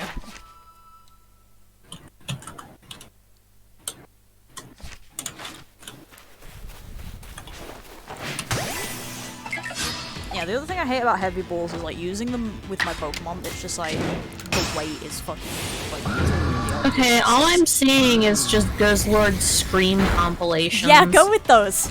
You'll understand. Just click on one of them. Pretty much any of them will work. It's 3.5 minutes of just screaming. Yeah, just click on it. You'll understand in a moment.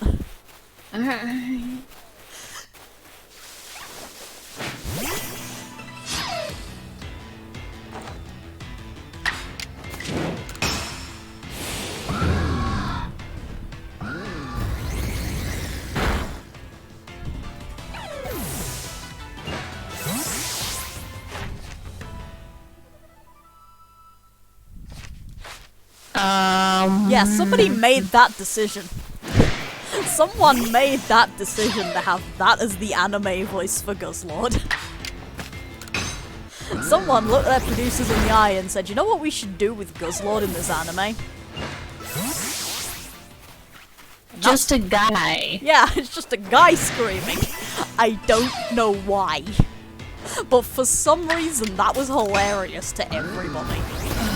It's like, what? Who decided this was a good idea? Look me in the eyes and tell me you thought this through, Pokemon Company. Look no. Yeah, you can't. No. You can't do it. Nobody thought it through. There was no brain cell. There is no brain cell. There is no brain in him head, only scrambled egg. By God, that was not an effective checksum. I feel like I need that like a shirt. Like, scrambled egg is not an effective checksum. It's not. Don't use scrambled eggs as your fucking counter for things. God damn it, it's not how it works. It was just like, that came out and for some reason killed the internet. Because it just... Somebody made that decision to make Guzzlord just screaming. It's like, okay. Why? And the answer was, why not? Right, Walrein, Remoraid, Octillery, Drapion, Purugly, Machamp. Let's go pick some shit up. So what the fuck is Guzzlord supposed to be anyway? Do you have time for a 20-minute rant conversation? I mean, obviously I'm here. Oh, valid argument. Right, let me swap out my team really quick so that I don't get too sidetracked with what I'm doing, and then I will explain to you what the fuck is going on with Guzzlord. I can give you a short answer and then a long answer, and I assure you, they're about as valuable as each other. And then I think my next thing after this was Dusclops, so I'll grab that on the way out as well, because I don't think... Oh no, I actually do need to do Chatot. I guess I'm gonna have to go back and get Chatot out. Oh well, problem for a future picks. Okay. So the summary of what the fuck is going on with Guzzlord really is, we don't know what the fuck is going on with Guzzlord. Like, that is really the best way to start this conversation. It's a very good question. So Guzzlord is one of the things called Ultra Beasts, which is from the 3DS generation, specifically Generation 7. Yes, Sun and Moon. Yeah, welcome to hell. We already start with Generation 7. So Generation 7 has the Ultra Beasts in it, and they're like kind of a massive part of the plot to the game. Which is very entertaining considering they show up like once, twice, maybe thrice. Like, they don't show up very much. It's like Nilhilego, which I have a shiny of and it's very pretty, I must admit. Like, that's one of them, things like that. Pheromosa, Wall, things like those things, right? So they're the ones that look really weird and, like, actually some of them look obnoxiously human and slightly creepy. So the idea with Ultra Beasts, from what I understand, is that they essentially come through the Ultra Wormholes, which are basically super portals, and they come from other dimensions. Because we needed other dimensions in our Pokemon game, I guess. We already had those, but whatever. So you get these... And then in the actual, like, game, you get essentially these Pokemon coming through the Ultra Wormhole, into... Fuck, I did that wrong. Into the regular Pokemon world thing, and there's Crazy Lady who's trying to investigate this place, and while trying to investigate it, I think, like, her husband died or something, and so she's trying to get into the Ultra Ultra Beast universe, and it's all a bit weird.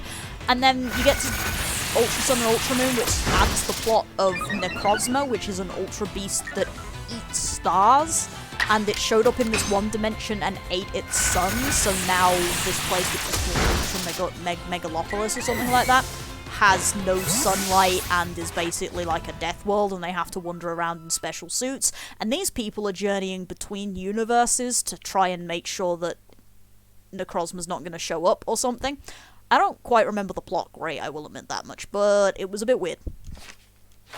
Anyway, Guzzlord is one of these that is a bit weird. Guzzlord is one of these Pokemon, and that is pretty much all I can tell you, because fuck me, we don't know what's going on with these things aside from it's weird. And it's great. And I hate it immensely. And I think I'm also going to have to go and do Octillery as another Pokemon that I do out in its actual spawning zone because of how shit it is. Lovely. So yeah, it's weird, is essentially what its main problem is. And, like, honestly, there's probably good, like, actual explanations as to what the fuck is going on.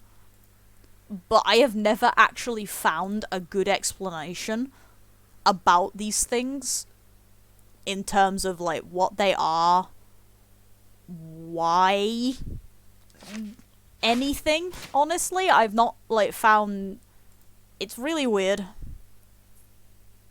It's really weird, and it's just kind of one of those things where a lot of the time I sit there staring at it for a little while and then just go, you know what? I don't think I actually want to know. It's like, I know many things about this game, but I think I might have hit the point where it's like, I don't think I actually want to know this information. It's just one of those really weird Pokemon that it's like, I don't know why this was necessary. And yeah, I'm putting Octillery on the fucking do it later list, and I also missed off Drapion. That's why I didn't have enough Pokemon out. It's just like... something. This Pokemon happens, and somebody decided it was a good idea. And there's probably lore behind it. But by God, I don't know what that lore is. Aside from, it eats things. I've seen it's like... Because one of the things that's in Ultra Sun, Ultra Moon is that you can get pretty much any of the legendaries using the Ultra Wormholes. And the thing about using the Ultra Wormholes to do that is that when you go through them, if you get one of the Ultra Beasts, they have a special, like, area compared to, you know, the legendaries themselves, the normal, like, regular, normal world legendaries. Agile style, not strong style, you dipshit. And Guzzlord's is all, like, sideways buildings and conveyor belts, I think, and it's really weird, and it's kind of implied to be, like, a city eater, essentially. I think from that, and it's just like, what? Yeah, 2 hours really did swiftly approach, and I don't fucking get it at all. I'd kind of like to just keep streaming. But yeah, it's just like, Guzzlord is an event that happened to the Pokemon universe, I think, at this point.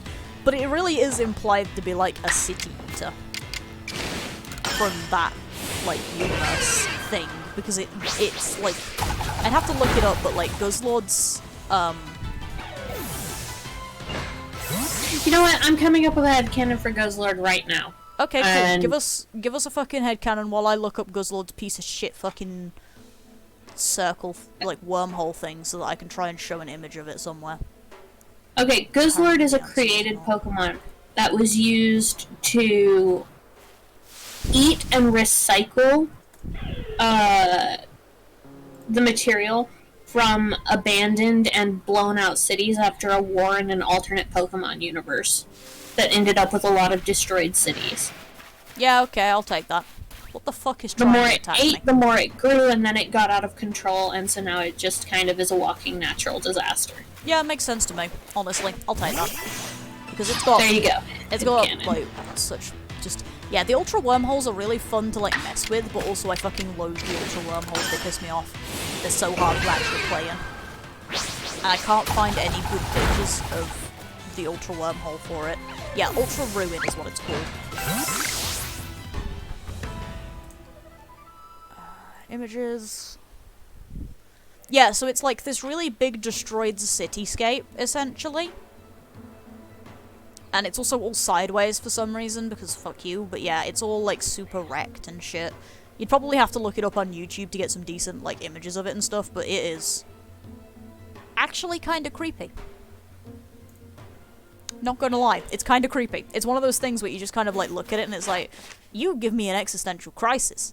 Thanks. Don't approve. Do not approve at all. Wonderful. Yeah, it's like, I did not approve this existential crisis. Here's a giant shinx, let's go fight that instead of, like, thinking about whatever the fuck happened to this thing. But yeah, like I say, Guzzlord kind of has the unfortunate crown of, it's a Pokemon I'd probably really enjoy looking more into and, like, finding more out about, but it unfortunately came from Generation 7. Which is a game that I don't have the patience to, like, play through to look at the lore, so I'd have to look it up, and that's also not, like, as fun, so... It's just kind of one of those Pokemon that sort of ended up falling by the wayside, because I just don't like the generation it came from. Yeah, that's fair. Yeah, it doesn't help that it's really weird as well, like, again, people decided... I know this is rich coming from me, considering, like, look at all of the gimmicks that we have in the new games that I just love, right? Mm-hmm. I adore half of the gimmicks. Like, we were talking about, Terastallizing, or whatever the fuck it's called, and I'm like, I actually think that's great fun.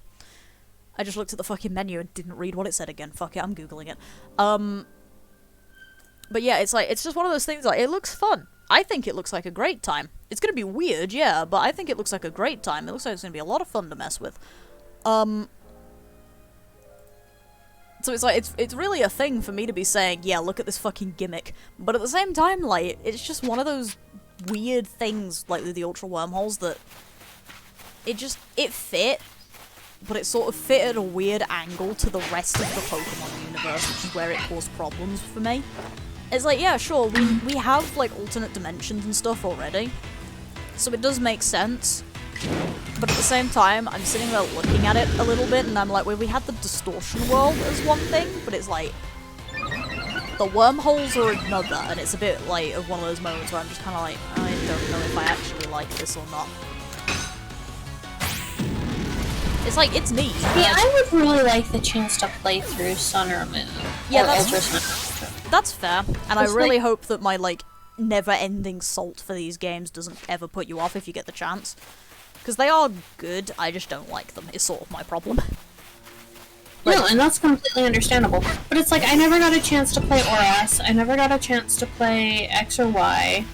I have the mysteriously appearing Y game. I still love the fucking legend of that thing. One of these days we need to get you a 3DS so that we can see what the fuck is on that cart. Yeah, seriously. Like, I'm terrified of that thing. With my luck, it's gonna be just like... me. It's just gonna be like, I have played that game. Some fucking how, despite the fact that you don't own a 3DS. Yes. And, like, never have. It's just one of those moments where it's like, okay, this happened, what the fuck? Yeah. Please get away from me. It's the game that I owned in an alternate universe or some shit. Yeah, it's just somehow arrived at your house. But yeah, like, Pichu. He's a baby. But, like, I really want a chance to play those games, and it makes me sad that I don't think I'm ever going to have a chance to. Yeah, I think the thing that is, like, the worst about those games is the fact of, like, it's so hard to get good quality ROMs online for the 3DS games. Like, it is so difficult to do that. Because it's just one of those, like, things where because of how they put them on, like, eShop and stuff, it's actually really hard to get the ROM scraping done or something, from what I understand of what they said. I had a talk about this a few years ago with some people in a forum, and I don't remember the conversation properly, but it was essentially like the way that they've done... The way that Nintendo put out the 3DS games made something really difficult for getting, like, ROMs out of them to, like, make them, like, good quality ROMs. Like, you get decent ones, but you don't get, like, really good ones, which is the problem. 1, 2, 3, 4, 5. Okay, I think that's good, and I'm gonna do Dusknoir because I need to go back for Drapion and Dusclops. And Chatot, rather. But yeah, it's just one of those things where it's like, it's so hard to get good quality ones that if you didn't pick them up on, like, launch, it's so so difficult to actually be able to play them, and that's really depressing because they are good games. Like, just because I will happily sit here and bitch about the story of Sun and Moon because I don't like it personally, it doesn't make it a bad game. It just makes it something that wasn't particularly to my taste when I played it, and therefore I just have not had a good time thinking back to finishing it or anything. Because like I say, like, I have 4 copies, essentially. Because I have... Holy shit, that's a big shigs again. I have Sun and Moon. I have beaten Sun, I have not beaten Moon. I have Ultra Sun and Ultra Moon. I have beaten Ultra Moon, I have not even gotten to, like, the second... I don't think I finished the second island. When it comes to Ultra Moon. Like, or Ultra Sun, rather. I just could not be bothered. It doesn't help that my team in that game is utter shit, actually, that is also a problem. But, like, yeah, it's like, they are good games, and, like, I could see you having quite a bit of fun with them, to be fair, because they are the sort of, like, personally, I think the plot is stupid, and I think that the post-game plot is a bit wobbly and weird, and I've never actually like, the thing is the post-game plot for me is stupid as fuck, not because of what the plot is, but because of how hard it is to find. You have to use the multiplayer interface to access the post-game. You don't have... Here's the thing, you don't have to use the multiplayer, but you just have to know the multiplayer interface exists, and go to it. And there, as far as I'm aware, there's no actual hint that, like, oh yeah, if you go to this area, it'll like, set you onto the path, the plot, but it'll start the post-game. So, like, I fucked around for so long trying to figure out what the post-game was for Ultra Moon. And I just gave up. I just went and started shiny hunting. I just put it down and walked off. I was like, I can't figure out how to get the post-game into this. I know of it. I knew about it and everything by that point. I can't figure out how to access it. I'm just gonna go do something else. So I did. I just walked off and did something else. But it was just one of those sort of moments of, like, that was probably, like, one of the stupidest things that I'd ever found out, was looking at it, and it was like, yeah, if you want to find the post-game plot, you go to the multiplayer interface, and it's there. And I was just like, what?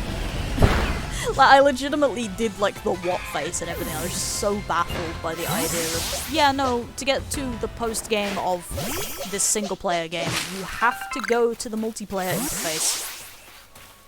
And we aren't going to tell you that part. It was just one of those, like, strange moments of just so much stupid kind of happening, and it was just like, okay, whatever, moving on. I was shiny hunting already by that time. But yeah, like... the story isn't bad. The problem that I have with Sun, Moon, Ultra Sun, Ultra Moon, and I think this is the main thing that has kind of tainted my entire replay thing with any of them, is that the story isn't that different. I've got to stand up, apparently. Okay. Thank you, Kara.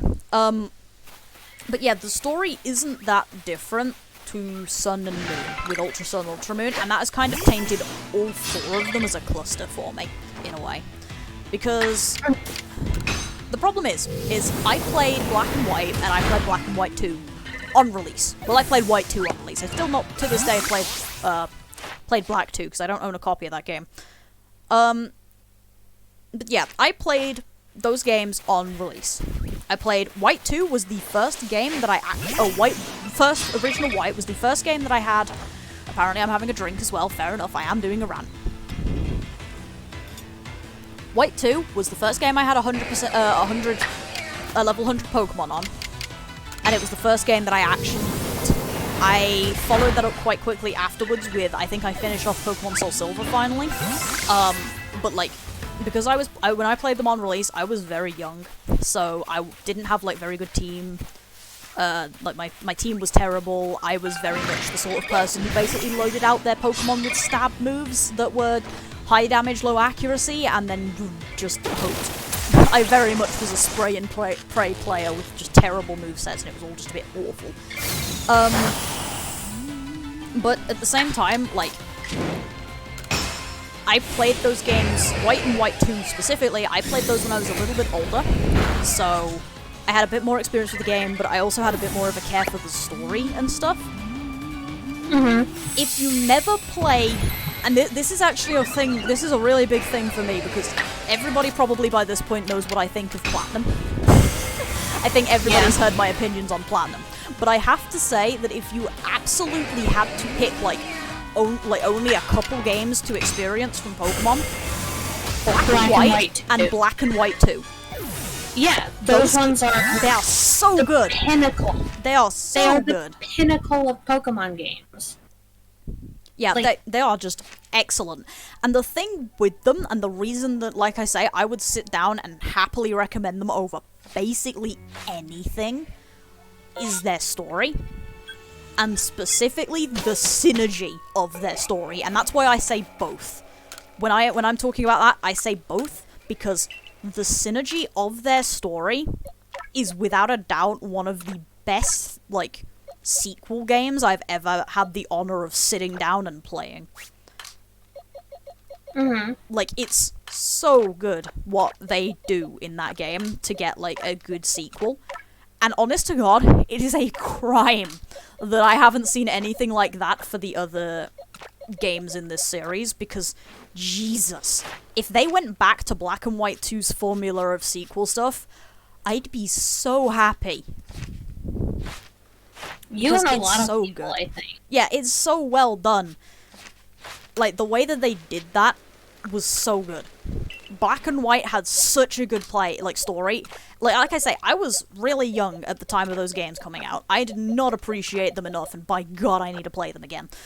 But I sat my ass down. I need to go back and replay them, because I've still got my DS Lite, and I've still got all of my DS Pokemon games. Yeah. I should go back and play them. Yeah, I'd probably end up emulating and streaming them, honestly, because, like, they are the sort of experience that I'd like sharing. But yeah, they are, the story and the synergy specifically is beautiful in Black and White to Black and White 2. It's so well done. And to bring me back to the original point... Sorry, go on. No, I was just muttering at myself about, that's a good point. You could actually emulate those pretty well, right? Yeah, because they're DS games, so they had a different sort of, some sort of different, like, coding thing, like the anti-hack coding or whatever was different, so it's easier to emulate them or something. Now, don't quote me on that, like I say, I'm working on very old memories, I can't remember shit about Dick from that conversation. But yeah, to bring me back to the original point of this rant, that brings us to Ultra Sun, Ultra Moon from Sun and Moon.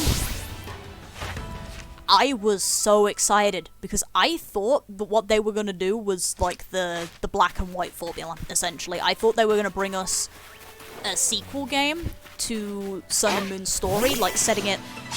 I think Sun and Moon is... I think Black and White is like 2 years later. I can't remember exactly. I want to say it's 2 years. Something like that. 2 years, 5 years, something like that. Yeah, I think it's 2 years, because I think it's 5 years is Gold, Silver, Crystal from Red and Blue. I think that's 5 years, and then it's 2 years, I think, for Black and White. But no matter what, that doesn't really matter too much in the grand scheme of things, because like I say, the big thing with those games was the way that the story followed on was great. And so when I heard Ultra Sun, Ultra Moon, I freaked out a little bit, I'm not gonna lie. I was, I want to say the news actually dropped, like, during school time. So I think we were, like, sort of awkwardly crowded around a single person's phone or computer nicking the school Wi-Fi to watch whatever video was coming out, sort of thing. It was one of those sort of things. Like, I remember flipping out because I was like, oh, they're doing a sequel for this game? Holy crap, because I was really excited because, like I say, I did actually kind of enjoy... Well, there's no kind of about it, I did enjoy Sun and Moon.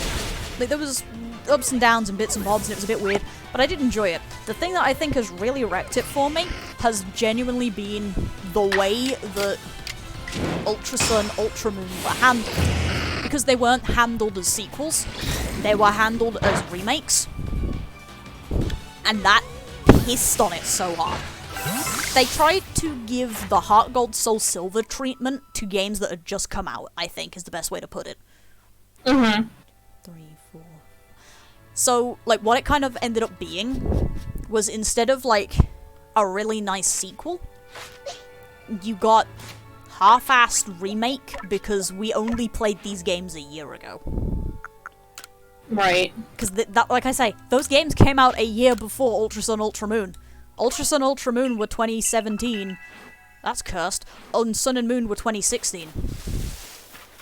They were a year apart. And it fucked it up so much because everybody was coming out of Sun and Moon.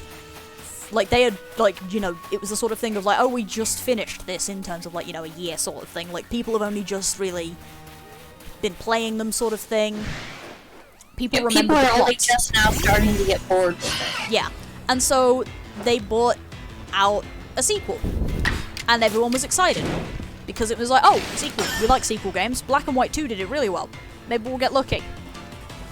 But then instead of getting a sequel, we got the same game with a slightly adjusted story and not much else. And it was just kind of disappointing because we were essentially like, we were all sitting here expecting essentially the Black and White 2 treatment. I remember very faintly, I remember theory videos coming out at the time that was like just Ultra Sun, Ultra Moon were announced sort of thing, and it was like we all assumed there were sequels. And I remember theories at the time being like, how many years is it going to be? What is it going to be covering? Is it going to be like covering the aftermath of the Aether Foundation coming down? Is it going to have a sort of almost Team Rocket-esque, like the boss is gone, what do we do sort of plot to it? I remember there being theories about that, and we were all really hopeful because it was like, you know, sequel.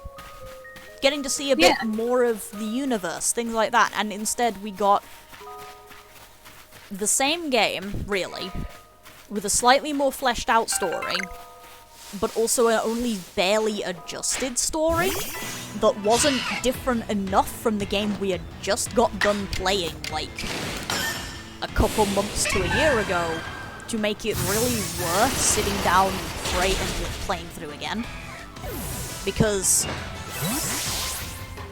And I'm not gonna hate the Ultra Beast thing, and I'm not gonna hate, like, the fucking Luisa Nilhalego thing that happens, and it's weird and it's great. It was interesting. It wasn't something that I was willing to play again, sort of thing. Not so far, like, not so quickly after it had just come out. And it wasn't something that I was really willing to sit down and mess with even a few years later, because, again, it kind of spoiled itself a little bit in terms of what it was doing, because it expected us to sit down and very happily take basically a remake and just roll with it, and we just all sort of were like, I say we all. There's lots of people who like those games, and honestly, I don't blame them. They were good. They just weren't really good enough for what they were trying to do when they came out. Because they very much came out getting the Black and White 2 treatment and instead got something else that wasn't quite right, and it was just a bit in the end. I think it's one of those games that if I came back to it in like another decade, like having forgotten, like if I got lucky enough to sort of forget most of the plot and stuff, like properly forget, not just like my memories are a bit hazy so I might be talking out of my ass, but like properly like I don't remember shit about this game, what's going on. I think if I pick them up again then, I might be able to get through them a bit better. But it's very much like the memory of the disappointment is fresh, and my god, was it a disappointment. Because I remember being so enthusiastic about the idea of, like, essentially Black and White 2 for this game. And it was like, oh, okay, what sort of, like... Because the thing that was really good was, it was like, what sort of... I just opened Basket Legion's page to look at the Pokedex, fucking forgot that I was gonna get slapped in the face with a spoiler and just had to really quickly cover my screen. That was great. It's like, it's the way that... Especially for me, it's the way that I was, like, so excited to see what was coming out of it, because I was... It is, in some ways, stretchy, thank you, Bossy. It is, in some ways, one of those, like, temper your expectations things, because it's like, yeah, if I hadn't been expecting, essentially, the Black and White 2 treatment, then I wouldn't have gotten disappointed. But at the same time, like, the way it came out, only a year apart, a lot of people expected it to be a Black and White 2 treatment. A lot of people were like, oh, cool, we're going to be getting a sequel game to this one. That's interesting, because there was a lot in Sun and Moon's story that was kind of left a bit untold and a bit odd, and it was like, okay, what are you going to give us then to continue this story? What are you going to fill us in with?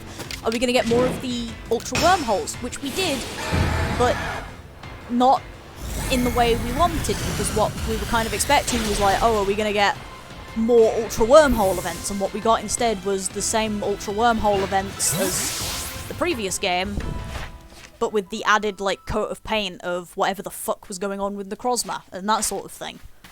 And it was just kind of one of those moments of, like, you sort of stare at it and you go, like, well, yeah, we did kind of get what we wanted, but this wasn't the way we were sort of expecting it to be, and we were kind of, we would have preferred if it was that way, thanks. And like I say, like, in the end, really, I think I bitch too much about these games, in a way, because they aren't bad games, and I don't hate them, and a lot of the time when I'm speaking about them, you'd probably get the impression that they are terrible, and I do hate them. And that isn't the point at all. Like, I don't like the games, but like, if I had to make a top 10 list, they're definitely nowhere near the top 10. But they're not terrible games. Like, they're not the worst They're not thing. god-awful. Yeah, they're not god-awful. Like, I have played, and I have seen people play some god-awful. Those aren't god-awful. What they are was just disappointing. So what about Scarvi then? Because, like, we've got some people, like, bringing up some pretty convincing evidence that they've been working on Scarlet and Violet for years now, and this has been a project that's been, like, this massive undertaking, and they've been bringing in all these different aspects from all these different games, and they're trying to bring together the best parts of this game and the best parts of that game. Yeah. To really make this be essentially their flagship game for Pokemon. Yeah. Okay, so I guess 1, 2, 3, 4, 5, 6, 7, 8. Yeah, that should be fine. I guess I should probably temper everything that I'm about to say with two specific things, which is I haven't seen many of the theory crafting, or like any real of the theory crafting and stuff. I've been avoiding all of the big, like, oh, this was seen in the trailer, maybe it means this sort of thing, and like all that sort of really big theory crafting. And I've also been kind of I'm not a Reddit frequenter or anything, so I don't see a lot of the, like, r/Pokemon blah blah blahs about it. And I will also temper this by very quickly yelling, hey yo, Scarlet Violet spoilers ahead, motherfuckers. Oh yeah, sorry. No, it's fine, but I think people probably were aware that we would probably get here eventually. I think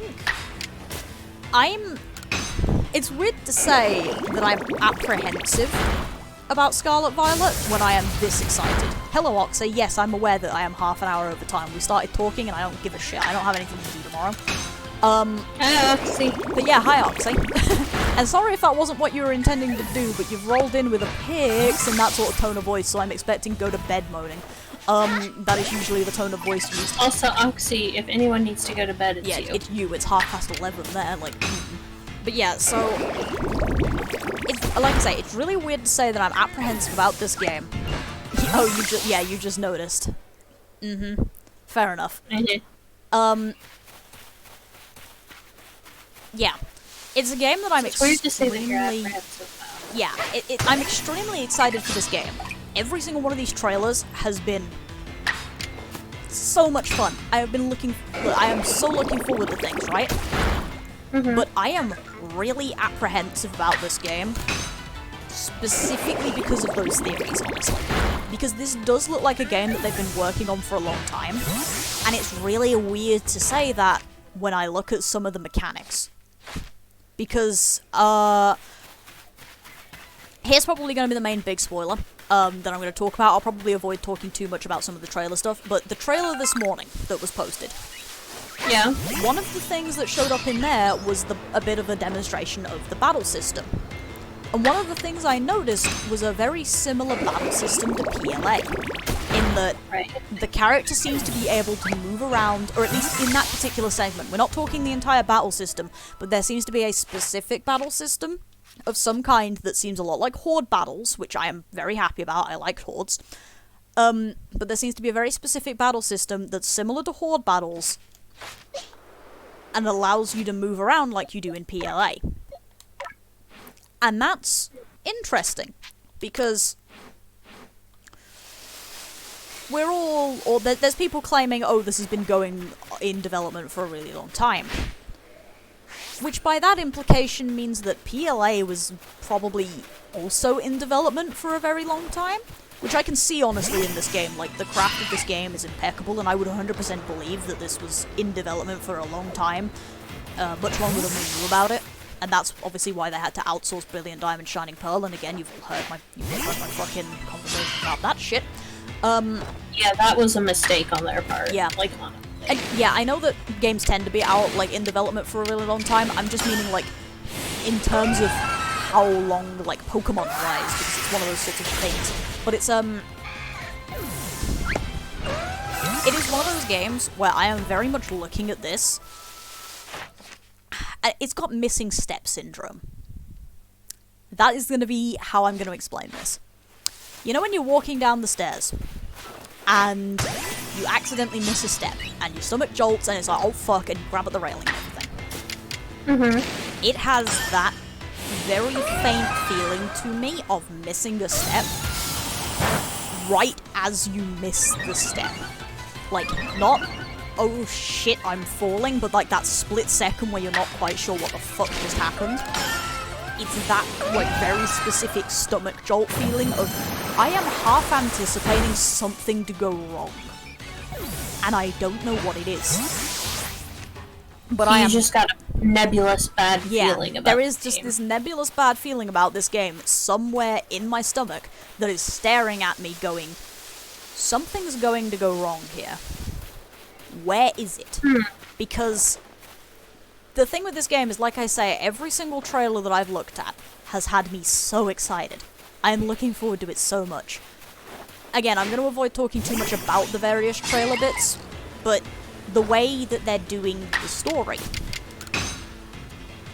To avoid going into it in too much detail, it gives me Pokemon Ranger vibes from Shadows of Almia, which is a game from like 2008, I want to say, which had 3 paths in like the academy, but you got given one. You were the Pokemon Ranger, but there was also operators in this academy, and there were technicians, I think they were, or mechanics, something like that.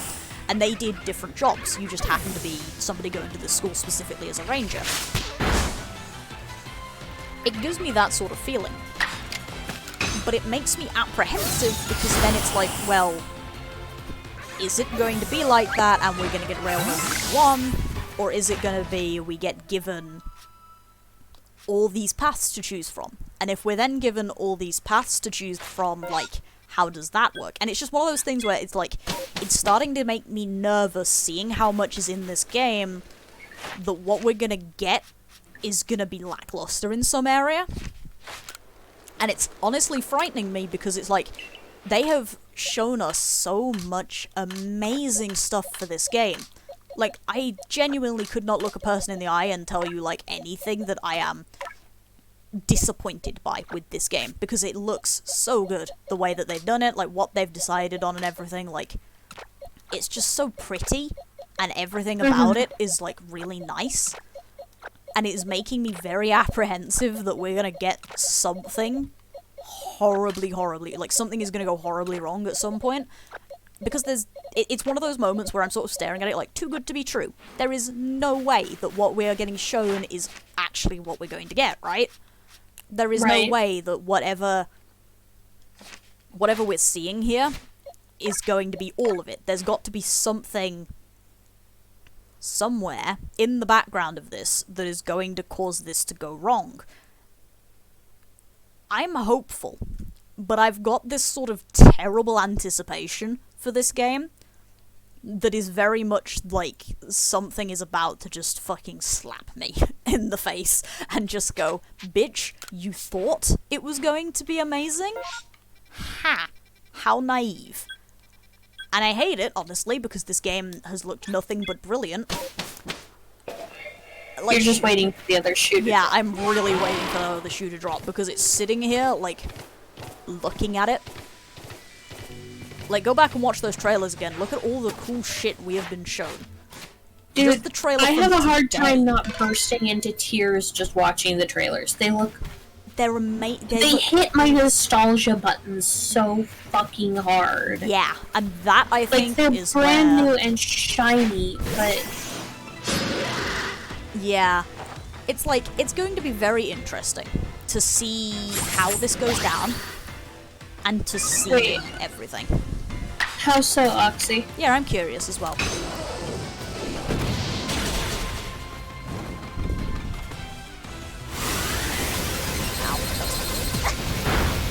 Ow, that's very not good. Fuck.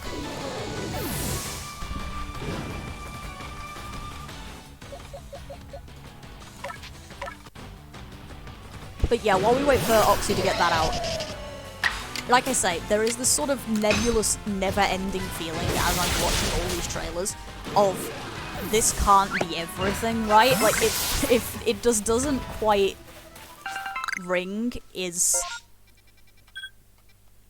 I don't want to say, like, it doesn't ring true or anything. It feels very much like this game has had so much fucking love thrown into it. I am looking forward to it so much.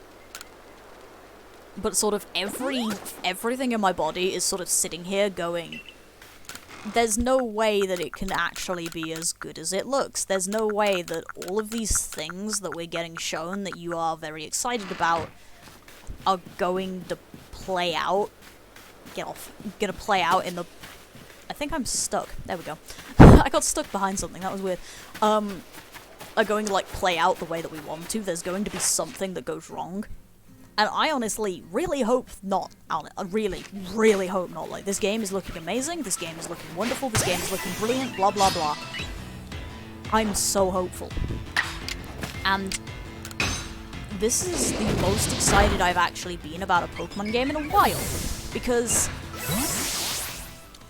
I sort of had a problem. So, again, Sun and Moon happened, and I liked Sun and Moon. Ultra Sun and Moon came out, and Jesus Christ, I was excited. Because, like I say, I thought we were getting the Black, White 2 treatment. And then those games happened. And then those games happened. And then... Sword and Shield. I didn't have any particular, like, for or against feelings for it. Not like how some people seemed to with those games. I was hopeful, but I was also very, very conscious of what had happened involving Ultra Sun, Ultra Moon, that it made me a little bit more wary. But it was like, well, it's not a sequel, or it's not trying to be a sequel, it's a new game. So I was very excited, we'll say that. And, like, also, you know, it's an English region. Big excitement there. But it's weird to say this, I really do like Sword and Shield, which is apparently a really weird opinion or something, because a lot of people didn't seem to like that game. Those sets of games, rather. And I don't really understand why. Like, Dynamax was weird, but we'd been used to the quirk thing for a while now. So why did people get really grumpy about, oh, we've got another quirk? Like, yeah, we've had it for 2 generations now. What was the surprise? It was just one of those things of, like, loads of people were being really negative about these games. I really liked the story. People were on about how stupid the story was. I really liked it. I thought it was good. Like, it was a bit weird, but it was good, sort of weird. It was fun. I know why... Well, I have a theory as to why people really hated the story. Go on. And that's because the people who play Pokemon games, for the most part, anymore, like, a lot of them, are our age. Like, they're in their 20s and their 30s and stuff, and they're really used to Pokemon games where you are the protagonist and it's your job to go out and do this stuff. And yeah, you're 10 years old, but you're taking down these bad guys, and you're taking down this organized crime ring, and you're doing this and you're doing that, and you're taking on all the stuff that the adults can't handle. Yeah. Because the adults can't handle it. But in Sword and Shield, you are literally told multiple times by the adults, look, you're a kid, it's your job to be going out and having fun and doing your best on this thing that you've decided you want to do. Competent adult syndrome. Leave this dangerous stuff to the adults to handle. We can deal with this. You just be a kid. Yeah, and it's only when things go, like, when you essentially stop, like, don't listen to that you actually end up in the position where you do have to deal with things because things do go wrong because the adults overestimated themselves. Read Leon. Yeah. And that's actually the thing, is I liked that. And it was one of those moments I thought it was amazing. I really enjoy that facet of the story because it really hits onto my thing of, like, where are all the adults? What the hell are the adults doing in this situation? Why aren't the adults interfering? They are trying, And in this one, it's like, yeah, they're there. They're tried. there. They're doing their jobs. They tried. Yeah, they just failed. Yeah, and yeah, sure, they failed and the kid had to come in, but at the same time, they tried. Like, that's actually, hey, look, we're bringing back my massive fucking thing for Diamond, Pearl, Platinum. What up? This game doesn't leave my fucking thoughts, apparently. Diamond, Pearl, Platinum, Platinum especially has that for me, in that, hey, here's some big old spoilers for this, like, fucking, like, 15-year-old game, for present warning. Diamond and Pearl's story is a bit lackluster, which is why I prefer Platinum. Platinum has... Okay, so he has Looker. I fucking love Looker, by the way. Looker's hilarious. Looker is great. He has Looker. Looker is essentially the living embodiment of please God let the adults handle it, in that he is a super spy. He is an international police member who is running about. By the way, shoutouts to more disappointing things for Ultras and Ultra Moon, talk about that in a bit.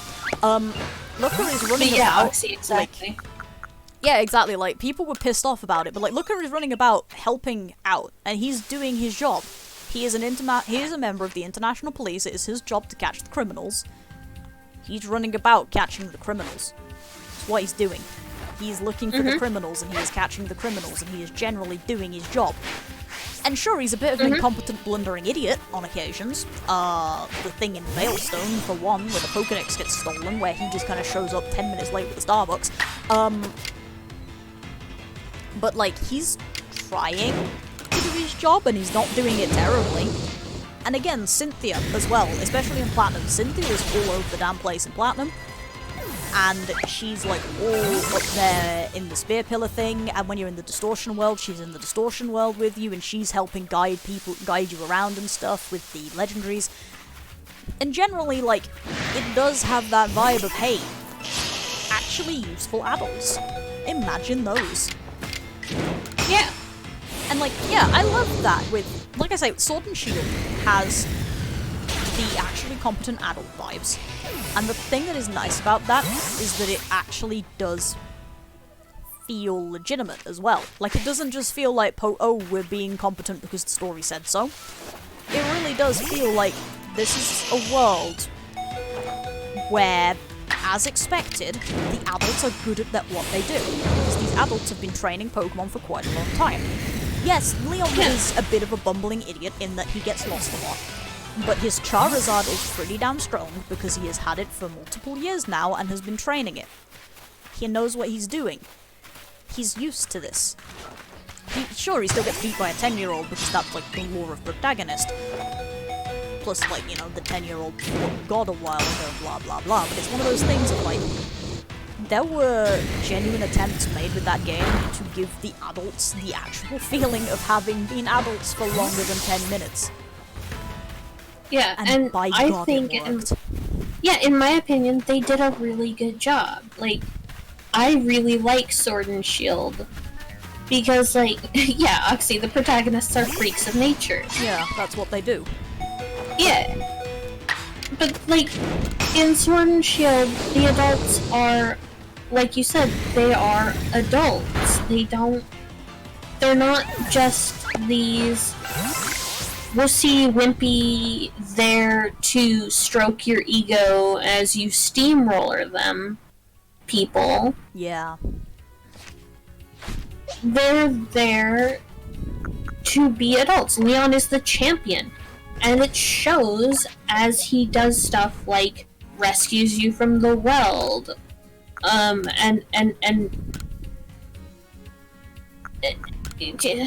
Yeah. Like it does show that like what he is a champion and this is what he does. And I think the other thing that's nice is it shows a champion that isn't just, you know, box cookie person sits in office day sort of thing. Like, that is the thing with Pokemon. None of them really felt that way, and I love that about the champions. Like, Lance runs a fucking... Like, you don't see much of Lance, but he runs the fucking G-Men in the anime, and that's pretty goddamn cool on its own. But, like, all of them feel like they actually have a life outside of championing, which is nice.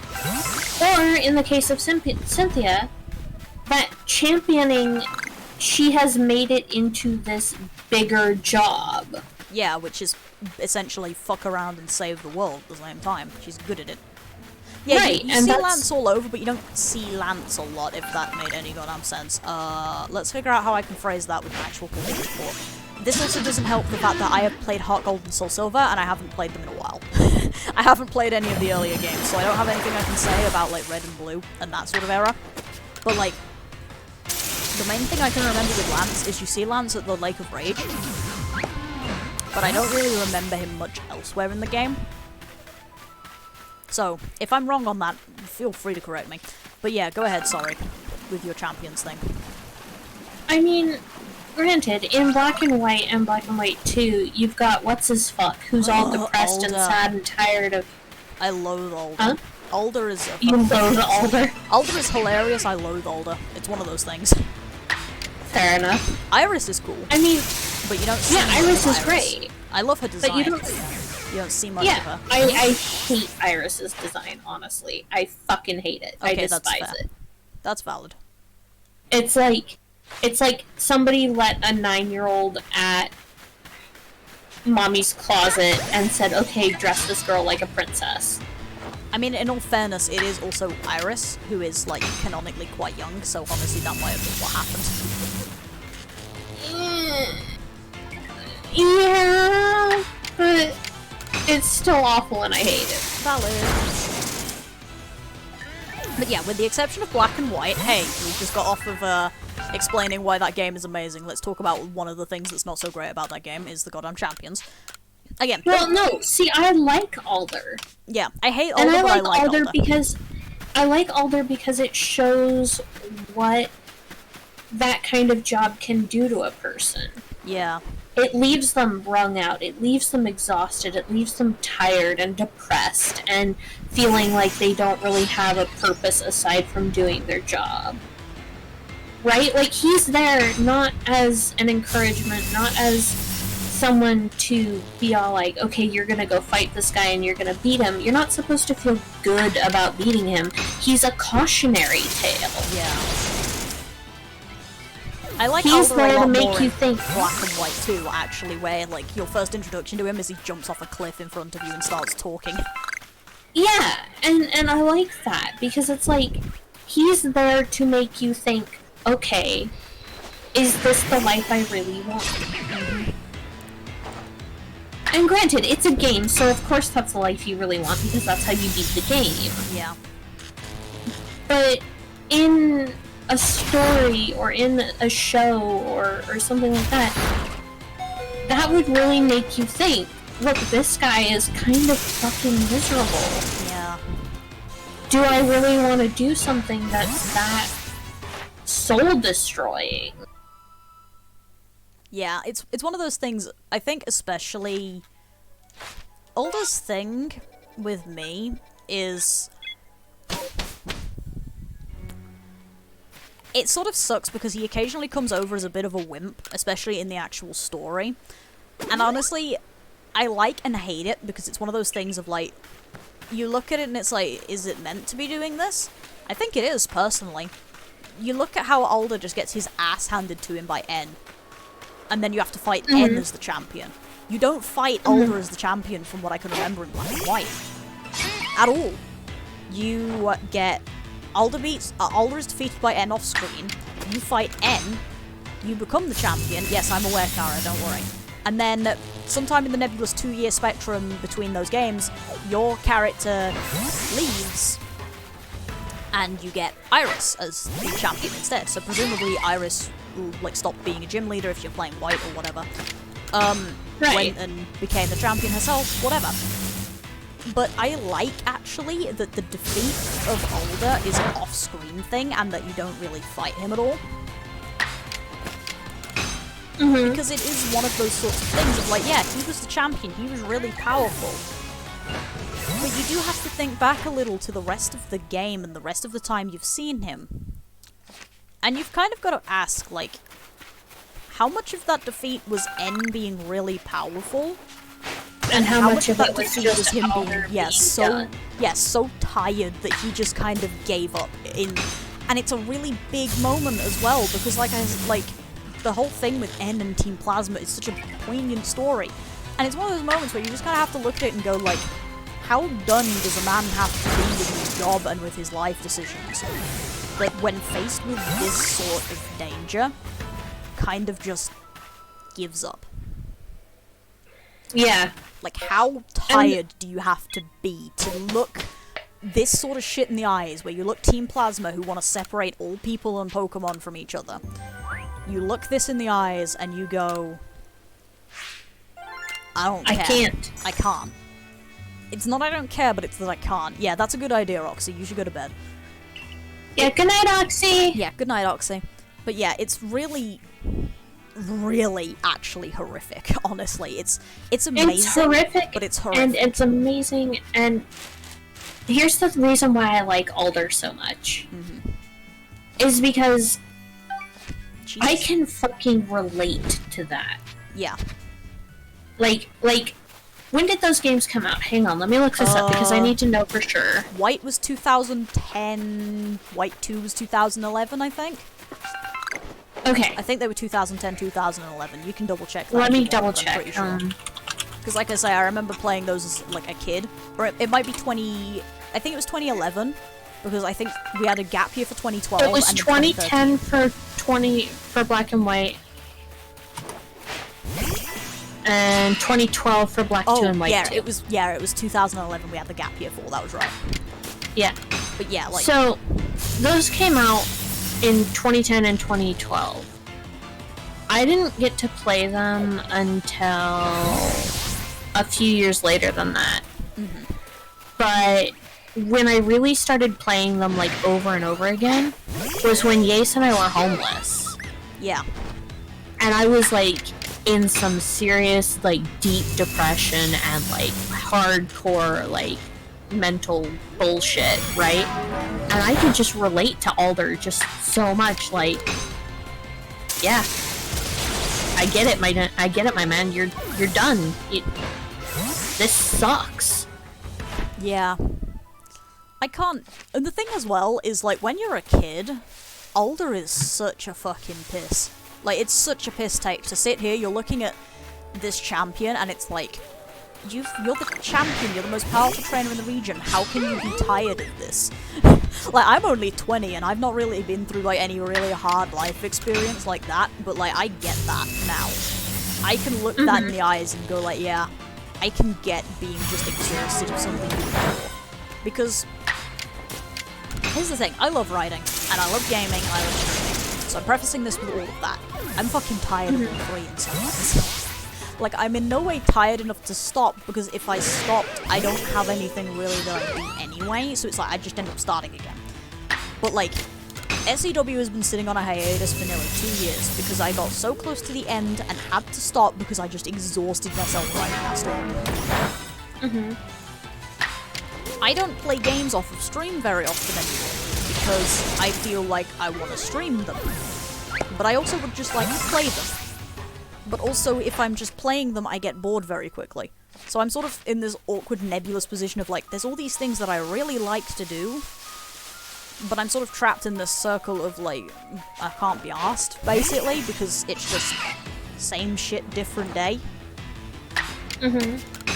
So, like, I've not in any way, shape, or form got the sort of thing you have with those games, but, like, I can really get it a little better with Alder now, is, like, looking at him and going, like, yeah, I can absolutely see how the strongest trainer in the region can get burnt out that bad with something. Because when it comes down to it, like, that shit is exhausting. Even if you really love what you're doing, attempting to be the best and remain the best at it is terrible. And that's not even, like, covering, again, Pokemon Champion, which isn't just, like, this idle title. From what we've seen in the other games, it kind of comes with a lot of responsibility. You're not just the most powerful Pokemon trainer in the region, you're, like, an actual leader.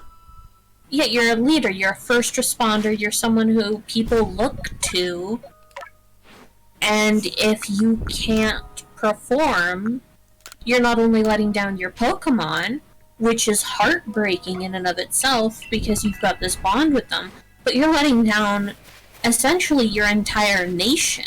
Yeah, and it's a lot, and it's like, yeah, sure, it's a really cool thing, quote-unquote, to be the champion, to be somebody who's really cool and really powerful and just a lot of stuff. And it's really cool, but at the same time, like you just said, there is so much weight behind that title, and, like, sure, it's one of those things where it's like, oh, you can say it's picked up that way over the years, right? And it wasn't always like this. It was. You look back on fucking Lance and stuff, like, he had... Yeah, thanks, Callie. He had a lot of this going on. They did things. That was the thing. Champions. They weren't just champions, they did things. Right. And the gym leaders, too. Yeah, and the gym leaders, too. Like, there's a lot. One of my favorite moments from... I don't remember now if it was Black and White or Black and White 2. I want to say it's Black and White. Is there's a moment... Yeah, it's Black and White because it's got the 7 sages. So there's a moment when the 7 sages are in front of you, and it's like this really big thing, and you're trying to fight your way... So you're trying to fight your way up to Alder, now, where N is as well. You're trying to get through all of this, and the 7 sages block your path.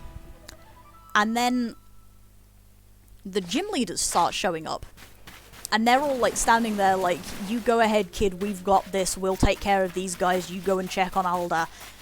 They all show up and, like, act as backup, and, like, sure, it's, like, not this really... It's a small moment that's really big, is the thing about that, because it's such a tiny thing, is just, the adults did their job, they showed up and helped. Sure, they're letting you go to the dangerous part, but they are showing up and they are helping, and gym leaders, again, like you said, they're doing their job. And it's really, really nice, though, to just sort of sit there for a moment and look at it and go, yeah, every single one of these guys showed up to do their job. Right, and there's a reason why in a lot of fanfics, a lot of people say stuff like, every Pokemon trainer is licensed as a first responder. You have to take these first aid courses, you have to take these first responder courses, you have to be licensed as a trainer to go on your journey, because as a licensed trainer, you are part of local law enforcement. Yeah, and it's one of those, like, that's actually one of the things that I have a love-hate relationship for, because it's like, well, please, for God's sake, explain how the fuck points at all of the evil teams that presumably started somewhere. But at the same time, like, it's such a brilliant idea, and I love it, because it makes sense. These kids are being given incredibly powerful creatures. If there is some kind of crisis, then yeah, you're going to call on all hands on deck. And you can't really dismiss this kid because they're 10. The 10-year-old might have a Gyarados. That Gyarados might be useful in a flood situation. Like, or a fire situation. Yeah, or a fire situation. Whatever. Like, there's so many little things like that where it's like, you can't dismiss anyone in the Pokemon universe. It makes me think, actually, of there's that one meme of, like, that level 3 trainer that I forgot about at the start of my journey, and you stroll past with, like, the level 100 Zekrom, or whatever. It reminds me of that meme in a way, because it's like, yeah, sure, the kid is 10. You don't know what Pokemon they're holding. Especially when you consider as well that not everybody gets starters from the professors in a lot of, like, media and stuff. Like, most people do, but some people just register a starter Pokemon, so some people have had that Shinx, that Riolu, that Starly, even. Like, they've that had... Cleffa yeah, for, that like... Cleffa. Years. For, like, years, yeah. Or, like, their big brother caught and trained it for them for a while, or they inherited this Pokemon from their dad, or... Yeah, like, there's so much to it, so it's like, you cannot, for this second, underestimate anyone in the Pokemon universe. It doesn't matter if they're 10, you don't know what Pokemon they're carrying.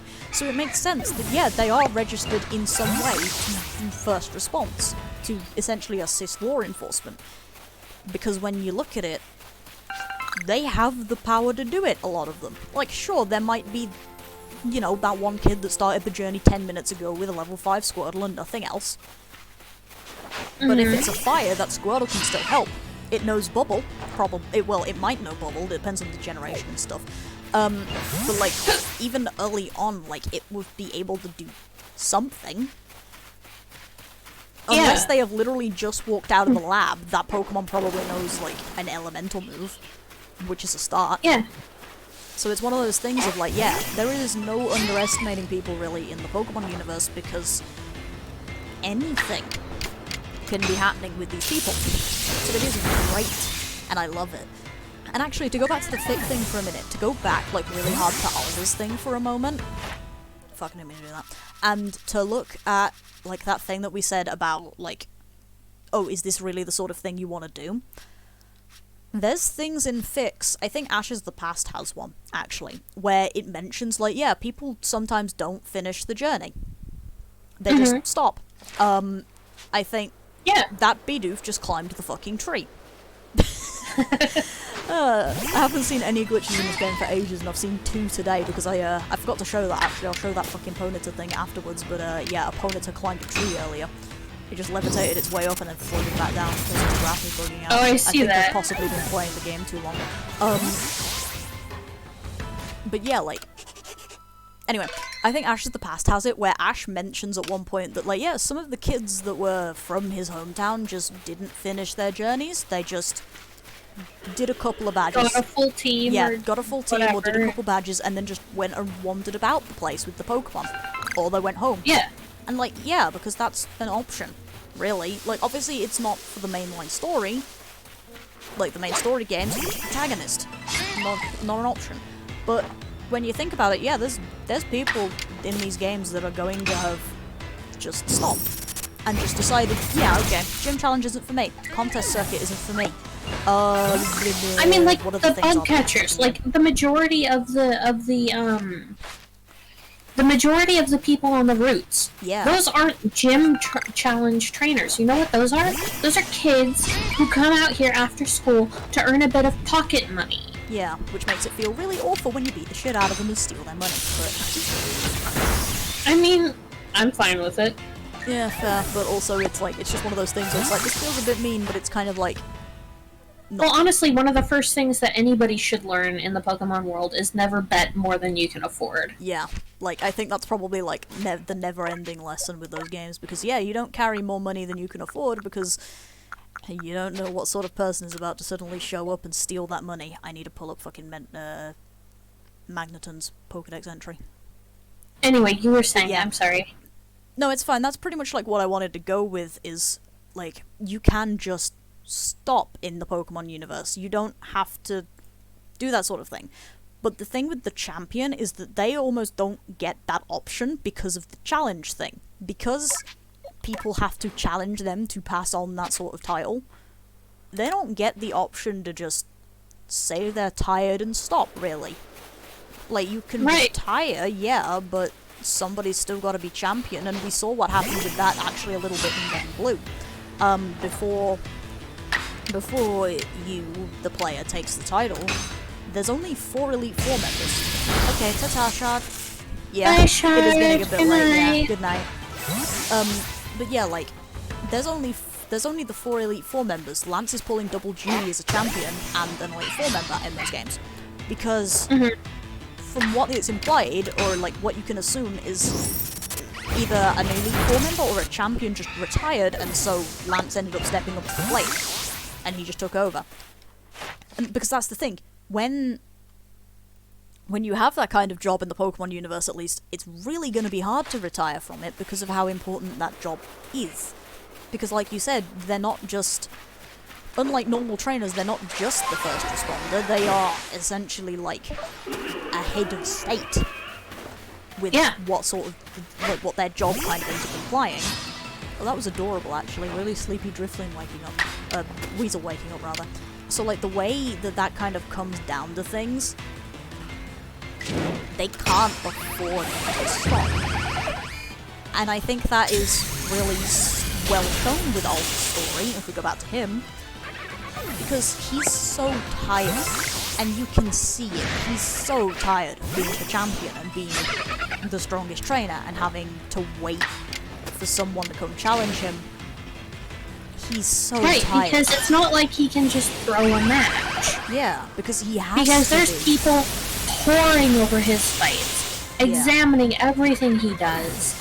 You know, if he threw a fight, it would be this huge national scandal. Yeah. And it would invalidate the new champion. Yeah. Immediately. It's one thing as well when we say that, though, because when you look at it in, like, the games, it's this private thing, but the anime, it's a public match. Like, it is in public. Everybody is watching this sort of thing. Yeah, it's televised. It's like with the Galar regions. Yeah, like matches. It's a big deal. Like it's in a stadium. It's a sports event. Yeah. So it is. You can't just throw a match and move on. Why am I using agile style moves? I'm supposed to be using strong style moves. Fuck's sake, I'm not paying attention anymore. Oh well, I'm having more fun with this conversation anyway. But yeah, it's one of those things where it's like,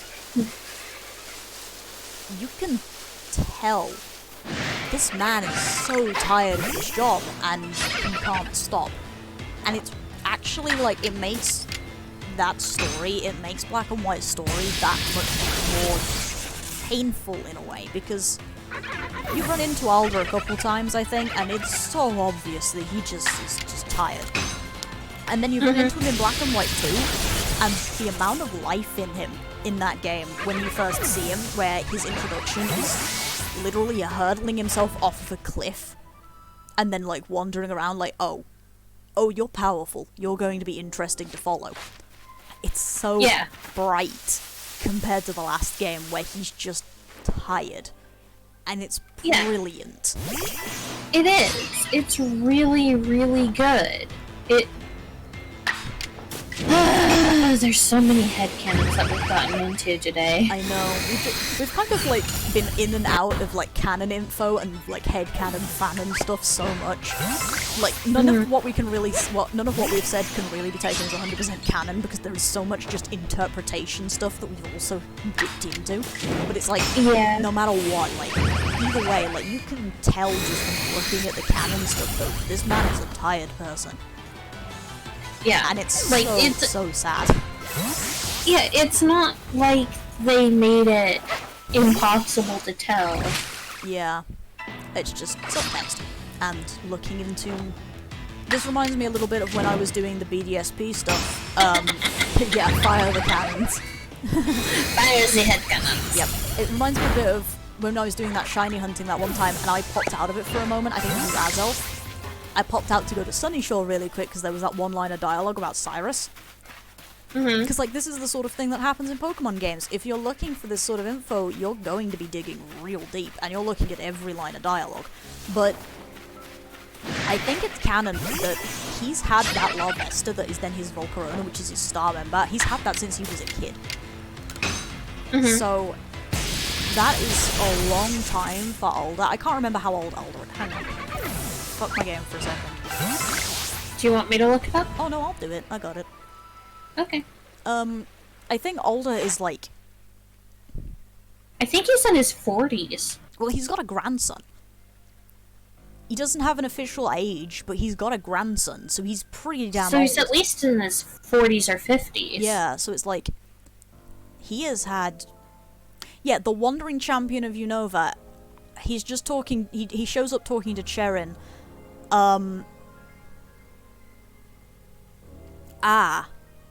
Oh, wow, that's disappointing. Bloody... Hi, I'm gonna just quickly read this and make everybody get some depression. In the past, Alder's starter Pokemon died of illness, and in despair over not being able to save it, he began travelling around aimlessly. Before his partner's death, the two of them madly pursued strength, much like Sharon did. The Pokemon's death changed Alder's outlook on life. The identity of this Pokemon is never mentioned in Black and White, but dialogue in Black and White 2 reveals that Alder's late partner was Larvesta/Volcarona. And another thing that is mentioned straight after, Getsis suggests that Alder may not have actually won the title of champion, instead being requested by the Pokemon League to take the position. It is said that Alder instructed the Elite Four to look after Unova while he travelled around the region. That's two very sharp details there. Yeah. Because, yeah, because a thing as well is, I'm pretty sure his team has a Volcarona. Black and White, yeah, he has a Volcarona. Black and White 2 has one. Pokemon World Tournament, he has one. So yeah, he's had at least one other Volcarona. That was... It might be that the Volcarona that he has is, like, the child of his starter. Yeah, like, there's a lot of implications there, I don't like it. But one of the ones that I'm going to go with really quick is... So the first time that you actually meet him in Black and White, the two of them are on Route 5, him and Sharon are discussing Sharon's goals as a trainer. At this point, he's aiming to be the champion of Unova, which, obviously, strongest trainer. I think that particular little...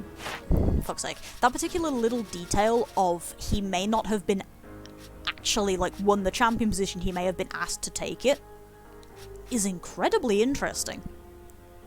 Because that's one thing that we know about Pokemon, is that you win the title of champion. So the fact that, like, he was essentially asked to take that role is like, yeah, everybody looked at me and said strongest trainer, so they asked me to be the strongest trainer. And it's one of those sort of weird things of, like, how, imposter syndrome, there we go. How much imposter syndrome does that give? Like, yeah, sure, everybody else they asked you to do it because you're the strongest trainer.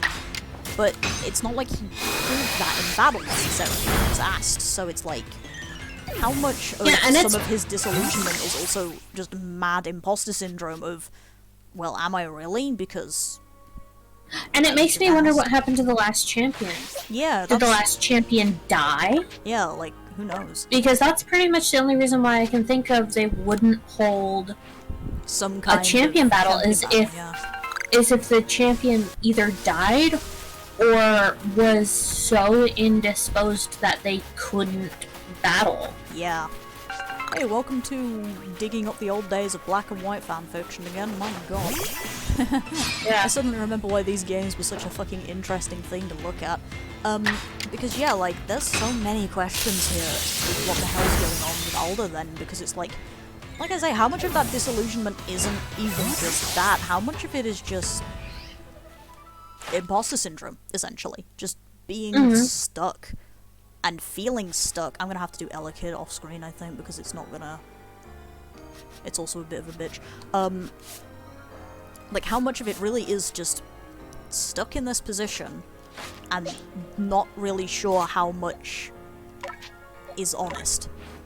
That's the thing, because it's like... Oh, what if Alder... Like, what if Alder's father or grandfather or mother or grandmother was the last champion? Yeah, and that would be when we asked him, he was like, okay, are you just asking me because this is a family thing? Like, is this nepotism? Or do you actually think I'm the strongest? Or... Yeah, it's really interesting looking into some of... Like I say, this is why looking into the lore for Pokemon games can be so much fun, because it's like, look at all this shit that we've just found out from a 30-second Google thing when we were talking, because I got curious, you know? But yeah, like... There's a lot here where you're, like, kind of, like... Because he's so tired. I know this is the point I'm coming back to a lot here, but he is so obviously tired in those games that it is really... It's actually nice to see him in Black and White as crazy old man, essentially. He just gives you... I think he gives you an egg, and that's what he does, or something. I can't quite remember. Like, he's so just mental in that game, and you can see he's genuinely enjoying life again. And it's so nice to see. He's just there to have a good time again. Yeah. We've gotten so off topic from whatever our original point was in this. What the fuck did we start this conversation based on? What you thought of how Star Violet was gonna happen. Yeah. And then we sort of we ended up journeying. Yeah, we ended up journeying through like Leon at one point, and it was like, man, this is another one of those things I think where I'm gonna clip this afterwards and end up with a part 2 to that like crazy Pokemon ramp thing. Like the Azelf is just sitting there in the background like, what? It's gonna be a part 2 of that apparently. But yeah, like, I think that's to go back to the original point, which is the Scarlet Violet stuff. Like I say, I am very anticipatory, and there's a slight sense of apprehension to it where I'm starting to get really worried. We were talking about adults, that was it, adults doing their damn jobs. That was how we got here. Yeah. Because, yeah, like, I enjoyed the Sword and Shield story. I enjoyed the sense of adults actually doing what they were meant to be doing and doing their jobs. I thought that was nice. That was good. Thank you very much, game. Yeah, it's nice to have at least some positive adult role models in my life, even if they are only in games. Yeah, big move. But yeah, it's like, it's one of those moments where I am slightly terrified that they're gonna look at like how many people bitched about the Sun and Moon story, the Sword and Shield story. They're gonna look at it and go, oh, well, back to protagonist syndrome. Let's go. Yeah, which would suck. Yeah, I think that would suck, because the games recently have been putting more of a move towards, like, you know, not just kids doing everything, the adults have been helping. And, like, sure, like, there wasn't as much of it in the ones before this point, like, it really was a Sword and Shield thing, for the most part, but, like, it was still there, it was still done, and it was nice to see the adults being competent. And useful. Yeah. Competent to an extent. And useful, and, like, helping... Thanks, Car. And, like, helping out with the big problems and stuff. And it was done well, and it was good. And like I say, there's that sense of apprehension that people are gonna, that Nintendo are gonna have looked at the feedback from Sword and Shield and be like, oh, well, I guess people don't want that then. That's something that worries me a little bit. Not necessarily that they're gonna look at it and be all like, oh, well, guess nobody wants that. But especially with the anime, there's been more of a lean towards the younger audience. Yeah.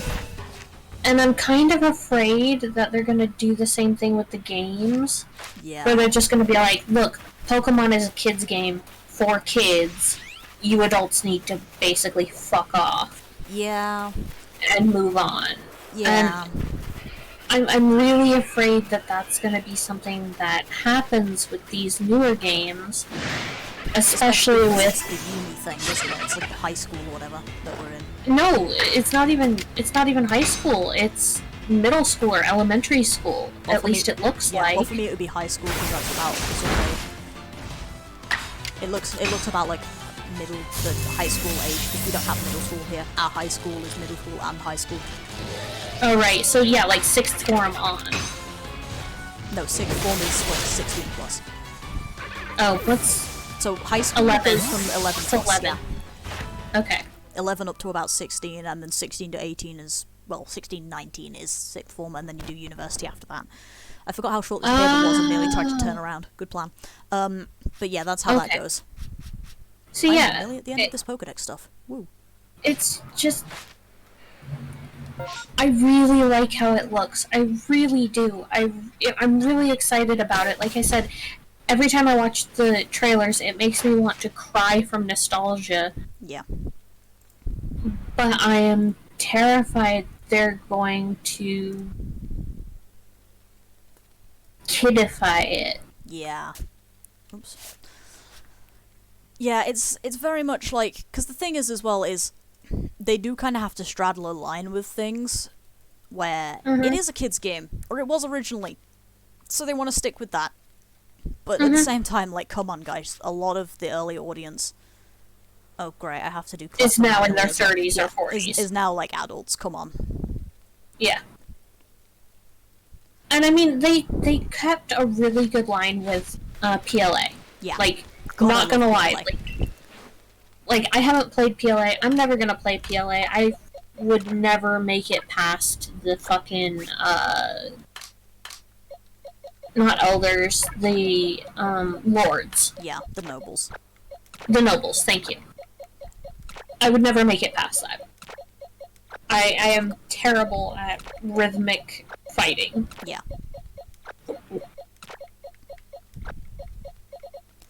Gotta do But watching you play that was just fantastic. It was a great story. The gameplay was awesome. It was enjoyable without feeling like you were being coddled or babied. Anybody accusing this game of coddling someone needs to get their fucking head checked, my dude. Please see that Volo encounter. Yeah, and that Volo encounter was fantastic. Yeah, it was great. Like, your reaction to it. Your reaction to it was amazing and incredible, and your reaction to the other thing that I'm not gonna say because spoilers if this goes up anywhere. It will probably, yeah. Was just the best thing I've ever seen. And I want that in a mainline Pokemon game. Yeah. One that I could actually play. Like, I get that sometimes you need to be a little bit more coddly, you need to be a little bit more kid-friendly. Yeah. I'll just deal with this all But I just really hope that they would let the mainline Pokemon games age a little bit more. Yeah.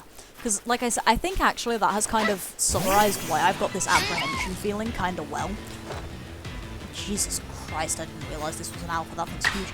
It does sort of frighten me a little bit that they are going to call it back to the Pokedex. Because, God, if there's one fucking thing I can say about Sword and Shield that pissed me off. Oh my god, the cutscenes. The amount of dialogue, the amount of walking me through everything. The lore was amazing. Please stop giving me cutscenes every 10 seconds and trying to tell me exactly what's going on. That Bidoof is wiggling. Yeah. I'm really beginning to think I've been playing this game for too long today. That Bidoof was doing a dance. But yeah, like, the amount of cutscenes. I love it. I love that game. I love the lore. Everything is great. I desperately needed that game to stop fucking talking to me for 5 minutes and let me play. Please. That and the hot... Like, I love the hot fights, but my god, there were like 60 of them in 30 seconds, and I didn't need that. I needed people to step back for 5 minutes, chill, take a deep breath, maybe grab a drink, and just let me run around and play the game for a little while before you throw more lore at me. That would be nice. On the plus side, I did really like Sonia's enthusiasm, though. Like, that was good. She was very enthusiastic, she's good fun, and I did actually quite, like, it was honestly quite familiar to me to have, like, that much enthusiasm for a topic that you just start fucking talking constantly about it. I'm doing it right now. It's called streaming. But yeah, like, that was absolutely something that was very relatable. I just also really needed it to calm down a touch, because she was kind of, like, Hello. Oh, Kara's back. Hi. Yeah, she was kind of around every fucking corner, and it was just kind of like, Jesus Christ, stop. Especially in the late game. Like, the late game, like Cheshire or whatever, Chestershire. The one with the Ice Rock gym. Depending on which game you're playing. Kit Kat. What? Whatever, you sounded like a mouse chittering to me. Chestershire. Oh god, I'm so loud in that. You are a bit, yeah. Yeah, you're a little bit loud. I'll just turn you down a little bit, hold on. Try again? Sorry. No, it's okay, I just turned you down a bit. But yeah, like, that town especially had... oh boy, she was here a lot. And like, I relate to having a topic that you're so excited about that you just can't stop talking about it, but it's like... I desperately needed her to take 2 steps back and calm down a little bit about the amount of plot she was dumping on my head in one go. Like, I think actually that was one of the main failings with Sword and Shield, was because of the competent adult thing, the plot kind of had to get dumped at the end because you hadn't been involved in half of it. Yeah, like, and they could have handled that. They could have handled that a little bit better by like having you overhear them talking a little bit more here or there. The legends were done bloody well. I will say that. Like the little like the legends were done well. The investigation into the legends was done very well because again, Sonia was actively including you in that sort of thing, and how much of that was like, oh, let's give the kids something to think about, sort of thing that isn't, you know. Like, you know, it's something other than the gym challenge to think about, but at the same time, it's not like, oh, you know, getting them in danger. And how much of that was just, I have so much enthusiasm about this topic, I must scream. But either way, like, that was done really well, because you got it throughout the game. There was the legendaries and stuff, and all of this background story in the Darkest Day. The only bit at the end was, like, the sudden Rose thing was, like, that was really, really out of its ass, honestly. Like, that was the main thing I see a lot of people complaining about, was it's so stupid and out of its ass, and it's like, maybe it would make more sense if we'd overheard more of it throughout the game. Like, it would have been cool to see some, like, overt arguments between Leon and Rose, like, oh, yeah, no, this isn't a big deal, or something like that, where it's, like, obvious that there's some tension building between these two factions, kind of thing. Yeah. But, I mean, for what they were working with, I think they did a reasonable job. Yeah, I think they did do a pretty good job with it. Like I say, there's nitpicky details and there's things they could have done better. But what they gave us was still good. Like, that's the thing, it doesn't need to be perfect to be fun, it doesn't need to be perfect to be good by any stretch of the imagination. You can enjoy a game that isn't a masterpiece. I enjoy shitty fix all the time. Like, I will sit down and read some absolute garbage just for the sake of reading it, because it's not bad. It's just not good or great. You know, it's just good. It's good enough. But yeah, like, yeah, I do think that it is... Because one thing that's always been funny to me, though, has been people rabidly arguing that Pokemon is a kids' game. Have these people ever looked at the plot of these games? The first game, you're fighting the Mafia. Yeah, it's like Pokemon is a kid's game only if you look... Pokemon is a kid's game only if you look at the surface shit. Yeah. Like, surface level, oh, absolutely. At the surface level, it's 100% a kid's game. Mm-hmm. If you take 10 seconds to look even a smidge deeper, it's not a kid's game. Yeah. Like, that's one of the things that made Yace really happy about it when I finally convinced Yace to play. Because Yace was all like, oh, it's a kid's game, it's just elemental rock, paper, scissors, there's nothing more to it, whatever. And I finally convinced her to play, and she's like, oh, it's deeper than that. Yeah. There's more mechanics to it, there's more lore to it, there's more stuff than just... Yeah. We've got lore. Hey kids, get some lore. Come to the ocean, we've got lore. Yeah, like, legitimately, this is the sort of game where it really does have a trench coat moment of like, here's a happy kids game. Hi, did you want some depression with your happy kids game? Have some anyway. Yeah. Like I say, especially with stuff like... We googled one thing really quickly looking for Alder's age and we found depression. Like, these games are not even fucking trying to hide it that much. Yeah. It's just... But yeah, it's like so every single person who has ever looked at me and gone, Pokemon is a kid's game, I have looked them in the eye and legitimately said, in the first games of the series, you're fighting the Mafia. In Generation 4, somebody is straight up trying to destroy the world. You want to look me in the eyes and continue arguing that this is a kid's game? I have a list of all the things that are going on. Would you like another apocalypse? Generation 3 has 2, depending on which game you're playing. Generation 1 has genetic experimentation and cloning and the death of children and cloning those children. Yeah, exactly. It's like... Do not but I was going with, like, just started. the main plot, like, baseline shit that you will just run across, not even, like, you don't have to read all the dialogue to run across the realization that, hey, like, somebody is trying to destroy the world. You just have to read the main plot data to see this shit, sort of thing. It's like... Do not get me started on the Pokemon is a Death World train again.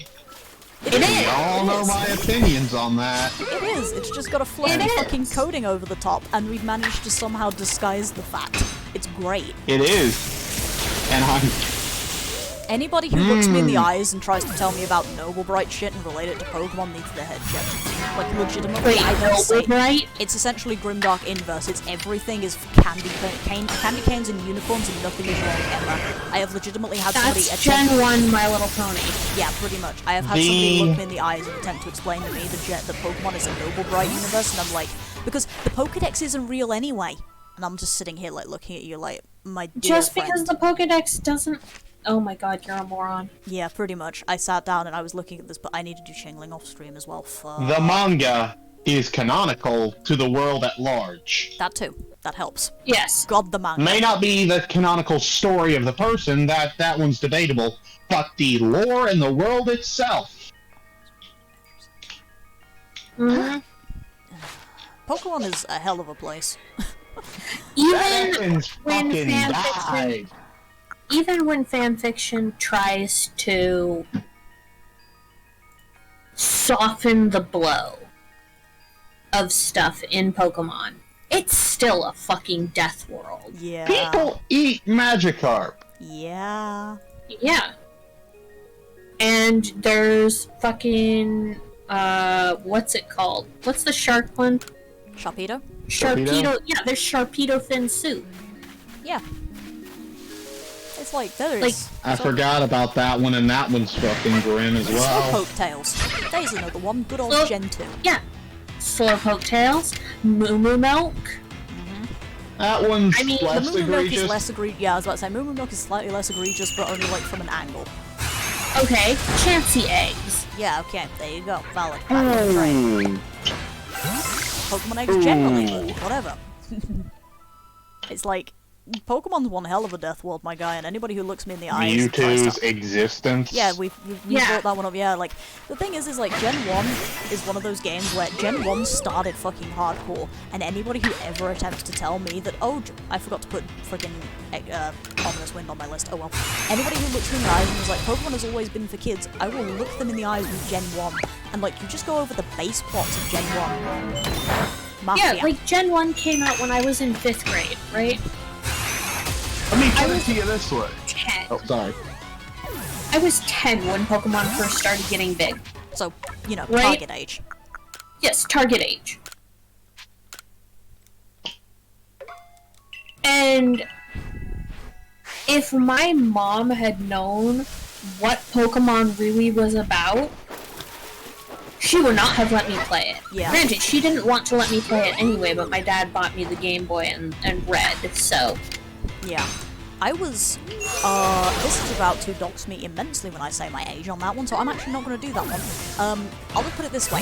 I was younger than 10 when I played my first Pokemon game. I played Diamond and Pearl. You people do remember what Diamond and Pearl's story is about, right? You know, the remakes came out about a year ago. I think you remember what the story's about. It's about somebody trying to make the fucking apocalypse. Yeah. Because he hates emotion. Played that in elementary school. It's like, my guy, anybody who attempts to tell me that Pokemon is a light-hearted universe does not know what they're on about. Allow me to put this into words. Pokemon is a Noble Bright world, if you're not paying attention. Yeah, pretty much. And yes, it does make the Minecraft XP noise, and it's fucking hilarious. It keeps confusing me every time it makes a sound because of it. If all that matters to you is surface-level bullshit, sure, Noble Bright. If you have an inkling of higher comprehension in your skull, you start to notice some shit. Yeah, you really do. It really is, like, it's so egregious that people try to look me in the eyes and go like, this is a happy universe. I'm like, what are you on about? It's really The unknown. I've seen Joy. I don't like it when people fucking take Dark Pokemon to its quote-unquote logical conclusions, right? I hate that shit. Fuck people who When do, they're like, rational makes Pokemon me stuff. sad. It's so stupid. Yeah. Anything that has rational in the title isn't. Yeah. Honestly. It's just Grimdark. Grimdark for the sake of being Grimdark. Which are, admittedly, some things I can get behind in stories, but I have to be in the right mood for it. And Pokemon is not that mood. There was this one called, what was it called? Pedestal. It was about this girl who wanted the best, most perfect, most amazing Pokemon in the entire world as her starter, and she spent her whole first 10 years of her life building it up in her head and putting this amazing Pokemon on a pedestal and all this stuff, and she gets a Camerupt. The fuck are you smoking? No. Camerupt is actually not bad. Yeah.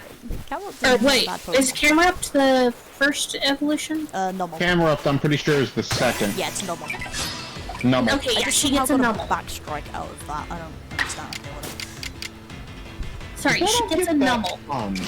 And she names it Pedestal because she's so disappointed in it, and so she names it Pedestal so she'll remember that putting things on pedestals is bad, right? What the fuck is this, a Bible study story? Yeah, I guess, or some shit. But in it, she almost dies, she falls off cliffs, she gets mauled by wild Pokemon. Okay, that's going a bit far. That's PLA stuff more than anything, because, you finish whatever you're saying. PLA! Pokemon have no shit. Yeah, I'll finish that particular ramble in a minute, but you finish your thing first. The problem is I wanted to like the story, but the content made me so uncomfortable because it was so far outside the general feel that Pokemon goes for. Yeah. That I couldn't fucking read it. Yeah. Because it's just not quite right.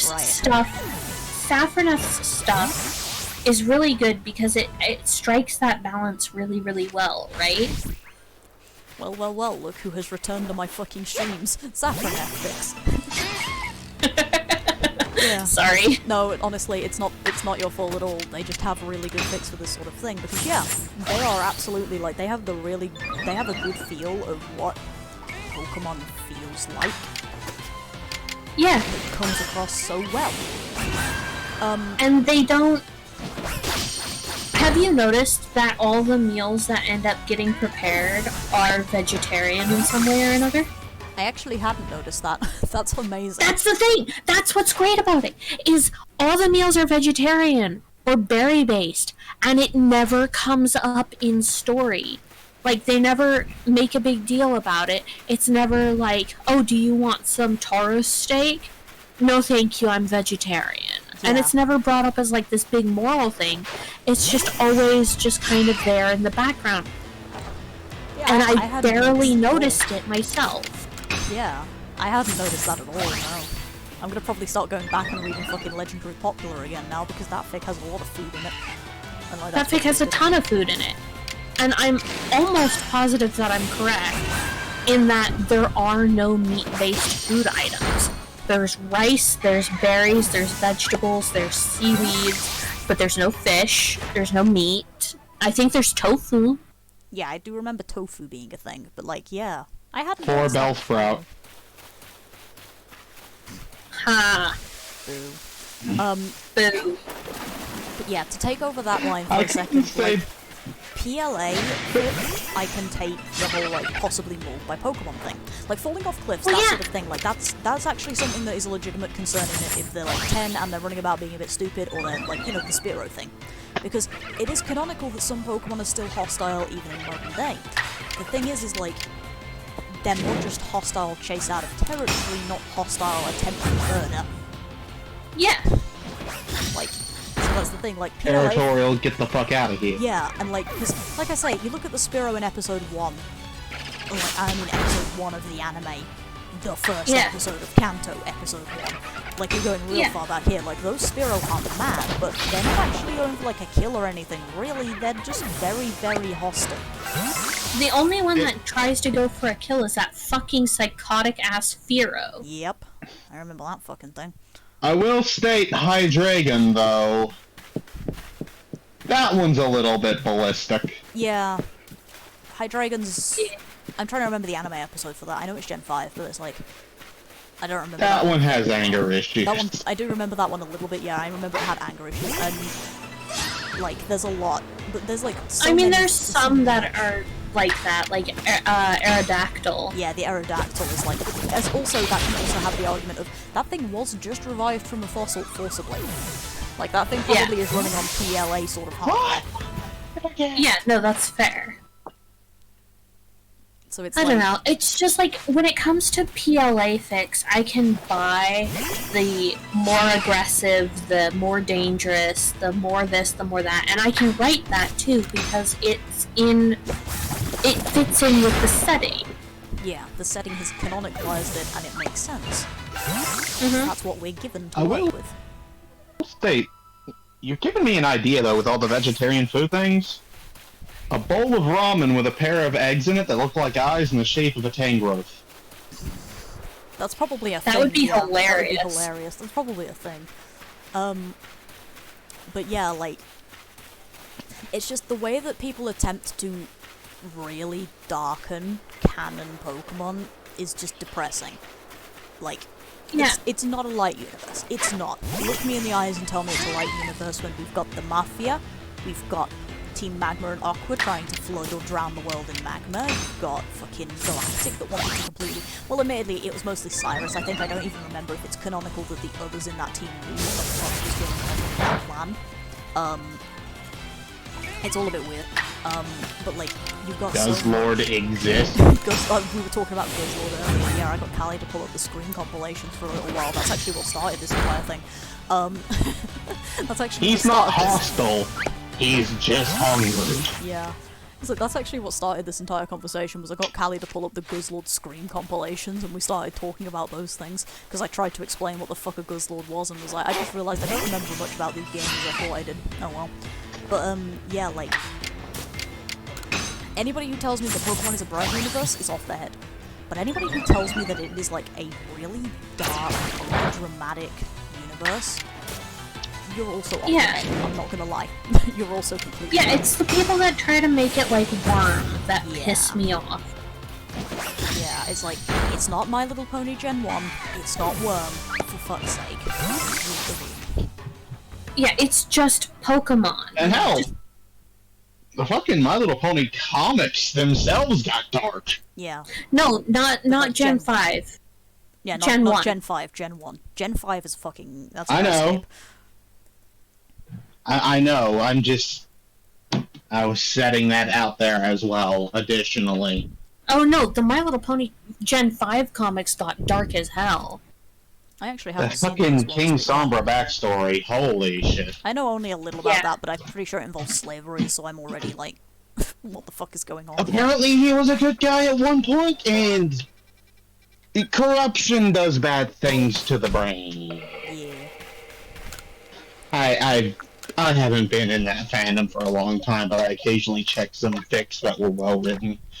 Like the best Minecraft fic I've ever read that I'm pretty sure is dead, and it makes me sad. Rest in peace. But yeah, like, anybody who looks me in the eyes and attempts to tell me that Pokemon is a fucking happy place is off their head. But it's a place where... Here's the thing. It's not a happy place. It's a place where it can be happy. That's the important thing. Also, shoutouts to I've somehow nearly gotten to the end of the fucking PC boxes with all this, with only 5 Pokemon that I'm gonna need to do off-screen. See, the thing is, I don't think that's quite right. I don't think that it's not a happy place. I think it is a place where it is exactly as happy as you make it. Yeah. It's not sugar-coated fantasy land, but it's also not low fantasy D&D. Yeah, it's your personal happiness and the well-being of yourself and your Pokemon depends entirely on you. Yeah. There are systems in place that are there to enforce certain rules. There are systems in place that are there to enable you as a 10-year-old to live in this world as best you can. But overall, your well-being and happiness is based on your own efforts. Yeah. If you want to be happy, all you have to do is work at it. And I do like And that. that's what I love about Pokemon, like, so much. Is it feels like D&D in that way. where if you want to be happy, if you want to have a good life, if you want to not be destitute, You can. you can. The value of your effort is rewarded. yes, is rewarded, is seen. Yeah. Sorry. Oh yeah, it's approaching midnight for me, don't worry about it. Yeah, I was refraining from commenting. Yeah, I don't give a shit. I'm having too much fun with this conversation to really care that I'm nearly 2 hours past end of stream time. I stopped caring, like, ultimately I stopped caring basically when we started this conversation, because I was just like, you know what, I don't care, I'm just gonna keep going. I was gonna make a pokes for reply joke, really. Fair enough. Yeah, you'll probably get one of those before I go to bed, maybe, depending on what's in the content of the message. But yeah, like, because that's, like you said though, like, Pokemon is just as happy as you make it, which is always nice, and I think that's the one thing as well that makes me really loathe those people that attempt to look me in the eyes and call this a kid's game that is only a kid's game, or the people that attempt to look me in the eyes on the opposite end of the spectrum and call it grimdark, because it's like, no, it's as happy as you make it. Sure, you can make it grimdark if you really want to do that, but like... You can make it grimdark, but allow me to point you towards Darkrai, Jirachi. Yeah, like, there Yeah, is... Darkrai isn't a bad Pokemon. No, not him, just his movie. The events within his movie. Ah, yeah, you're talking As about well as the Jirachi movie. Yeah, no, that's fair. those movies. I will watch those again, man, that'd be fun. Yeah, we should watch A it. literal, but I'm assuming most of us here have already watched it.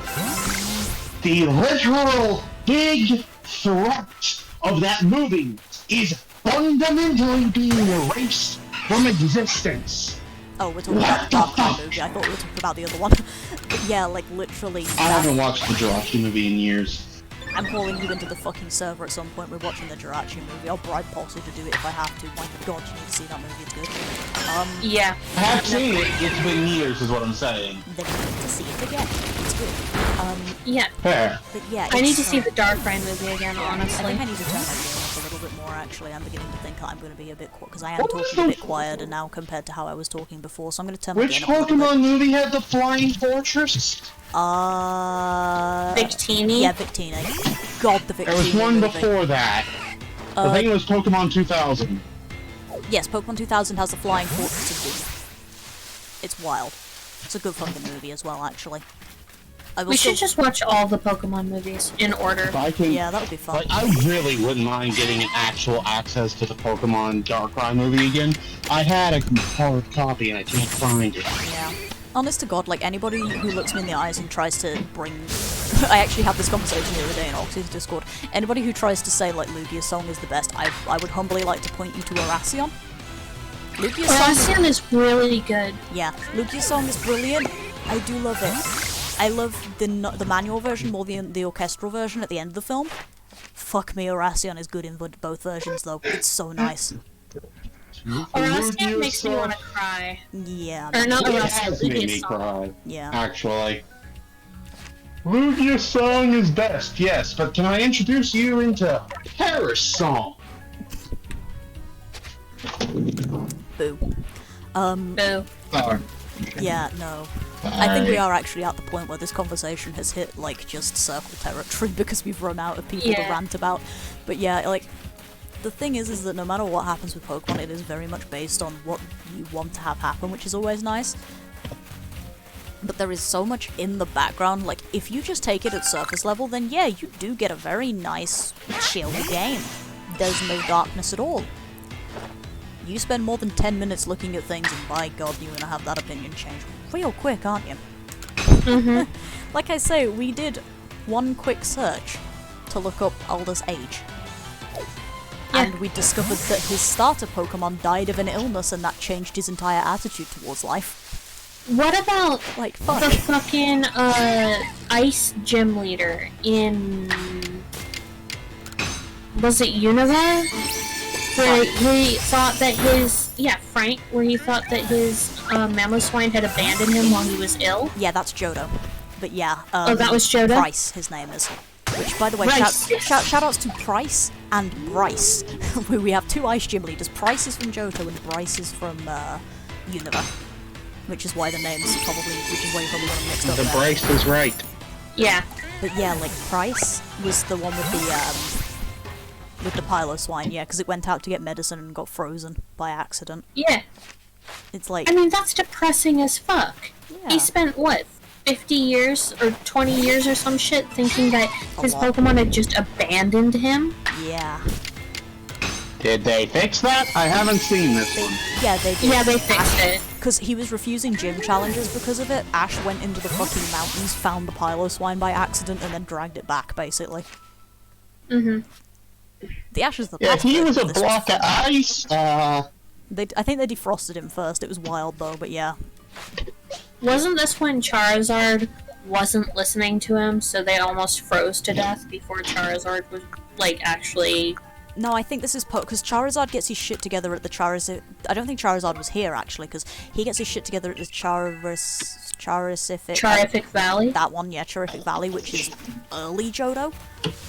And I can't remember if I think he either gets his shit together in the Orange Islands because of a Poliwrath, or it's something in the Valley. And I don't remember which at the moment, because I can't recall. I don't know, I could have sworn there was something mentioned about them almost freezing to death. Oh, that's happened a couple times, really. Yeah. That seems to be a recurring theme in Pokemon for some reason of a Hello, Google, my cold friend. bag. I've come to talk to you again. Hello. Bulbapedia, you'll do.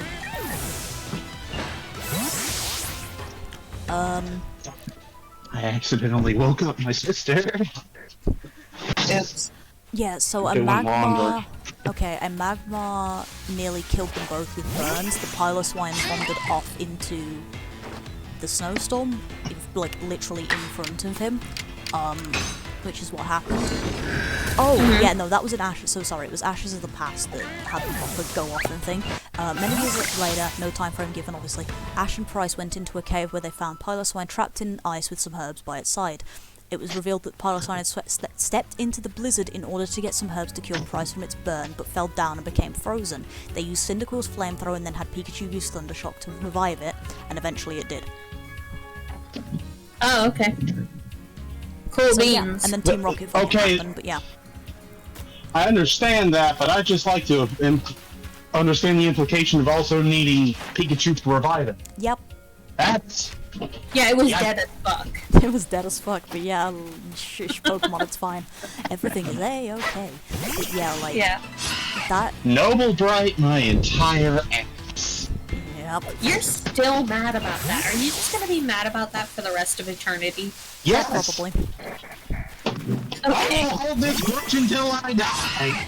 I'll hold it past that point, I think, at this point. Like, honest to God, I'll keep it fucking going. I'm gonna meet you in the afterlife and fucking raise hands about it. Because it's so It was a stupid. stupid argument and I won. Okay. Kara, sweetie, you can't win against dumbasses. It doesn't work. You can't Yeah, win it's like against trying to play stupidity. chess with a pigeon. Stop it. It doesn't work like that. No. Fair. But yeah, like, I, again, just looked at the Pokedex, completely forgot what I fucking needed to change the moves to. Ironhead... Oh, I've already done it, never mind then. Yeah, so it's just, like... Pokemon is just a hell of a universe, is I think the best way that we can even put this entire conversation into a summary. It's such a fun universe to mess with, and there's so many ways you can go with things that it's just good. It's just good. It is very good. Muting while I do dishes. Fair enough. Okay, I'll good probably be luck. finishing the stream soon anyway, to be fair, because it is, as mentioned, late. But yeah, like... It's so much fun to just do lore dives and stuff. Can this thing stop fucking missing, please? It's so much fun to do, like, lore dives and stuff with Pokemon, because it's just... There's so much stuff that if you don't really look for it, you don't see with this game, with this series, and it's just... Look at it all. Look at how many things you can find just exploring. Just wandering around talking to people, just reading the Pokedex, just looking at the supplementary material. There's so much. It's just amazing. It's so good. Oh, this is such a good game series. It's so nice. And like I say, to bring it back to the original point, I'm hopeful for Scarlet Violet. I really am. There's so much apprehension that this is going to be built up to a point where it doesn't sustain itself properly again, like what happened with Ultra Sun, Ultra Moon a bit, at least for me. Like, I do have fears, I'll say that, but what we've seen so far, I'm so excited, I cannot wait. It's only a couple months away. It's going to be so dangerous for me because it's coming out, like I say, it's coming out during uni time. I'm going to be in the middle of classes and shit when this comes out. It's going to be so dangerous for me to get this game, but I'm looking forward to it and I'm really hoping that it comes out just as well as what we've seen. Mm-hmm. And I'm hoping as well that they don't try and step it back to, oh, Pokemon is for kids, because Pokemon was never just for kids, and that's kind of the important thing. Like, yeah, at its heart, it is elemental rock, paper, scissors. That is what it is, and if you just play through the game, yeah, that is what it is, that is what you get, and it's very easy to just sit there and get that experience. But that has never been all that there is to Pokemon, and that's the important thing. It's always been elemental rock, paper, scissors, but it has always had more depth than that, no matter how you try and be blind about it. No matter where you look, you're going to find those little bits and bobs of detail that, yeah, this is a lot more to the game than you might want to think about, because a lot of those implications are kind of dark and kind of awful in some ways. Yeah. But that's what makes it and fun. Yeah, you can say all you want. Oh, but the Pokedex isn't real. Okay, fine, the Pokedex isn't real. That doesn't get rid of the implications of fucking Cinnabar Island, for example. Like, just that to doesn't name get rid one. of. Yeah, just to name one. Like, yeah, they're getting the information for the Pokedex from 10-year-olds. Okay, that's fine. Except that's the thing, they're not necessarily. It's coming from the professors and you just unlock it as you capture the Pokemon. Yeah. So it's like, I've never understood that argument of, oh, the Pokedex is being written by 10-year-olds, it's all exaggerated. Like, no. No, it isn't. You're being told to fill the Pokedex. You're basically just, the Pokedex is just giving you the sort of inspiration to keep going because you want to see what other weird info this professor has learned. Yeah, and granted, some of At it most, you're a courier. Yeah.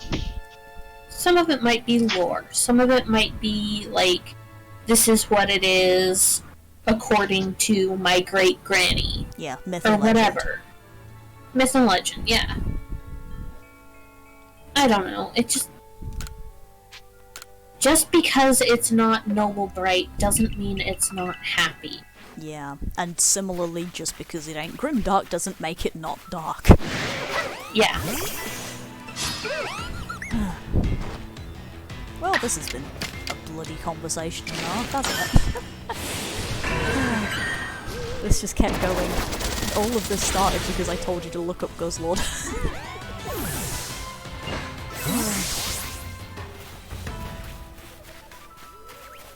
That's one hell of a derail. I told you to look up Guzzlord and you got Scream compilations. This was the result. I can't say I hate it. It's always fun to have these kind of chats, honestly. I love talking lore and stuff with people. 45. 45? 45. Boxes of pumpkin. Jesus Christ. I forgot you'd be doing that during all of this. I'm not gonna lie, I sort of forgot that the pumpkin thing was happening in the background. I was like, eh? What's a pumpkin got to do with it? What's 45 got to do with anything? I'm like, eh? 45 boxes of Pumpkaboo. And I still don't have a fucking shiny. Amazing. Right. Well, I have... The thing that's awful about this is I don't want to end the stream now, because if I, like, go to the professor real quick, like, or actually I can just look on the front, I have 2,000 points left. Like, 3,000 points left to get this completed, right?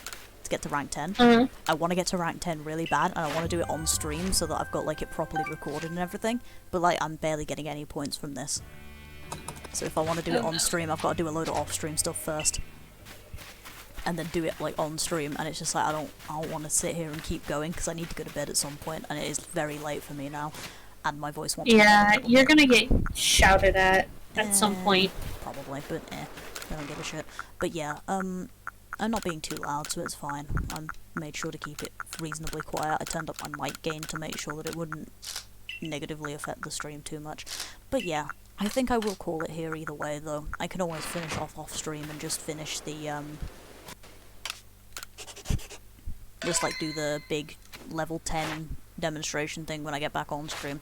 Oh, that reminds me. The Ponyta album. This. This was earlier. While I was fucking around. I think this was this one. Yeah, there it is.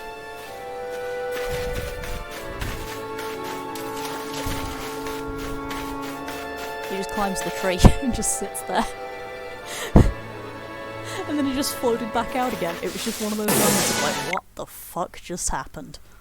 I was so confused. Like, you could tell that I was just lost. I was like, what just happened? An event just occurred. I am very concerned about it. Look, the Ponyta really wanted those fucking apricorns, okay? Yeah, clearly. But yeah, right. Without further ado, then, I will go grab that fucking matchup wherever it's gone. Pick saw the ancestor of the giraffe egg.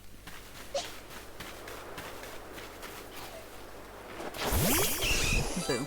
Anyway, Boo. now that we have finished that whole rant, I am now actually going to pack it out. So, thank you everybody so much for watching. Thank you for hanging out through the 4 hours of stream time, 2 of which was us rambling about Pokemon plots. It's been a lot of fun.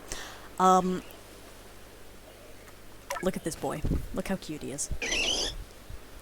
I love them. He's really not. He looks like he's made of clay. I know, it's great. It's awful, but it's great. But yeah, thank you to Callie and Akara for hanging out. It's been good fun. I will be streaming again Friday, assuming things do not continue to go completely down the shitter. Hopefully Fallen Order. I'd like to play more of that before I leave, and it has to go on holiday until Christmas. No guarantees. It may be more of this. We'll find out. Either way, it's late. Have a good rest of your days, everybody. Ta-ta a bit, everyone.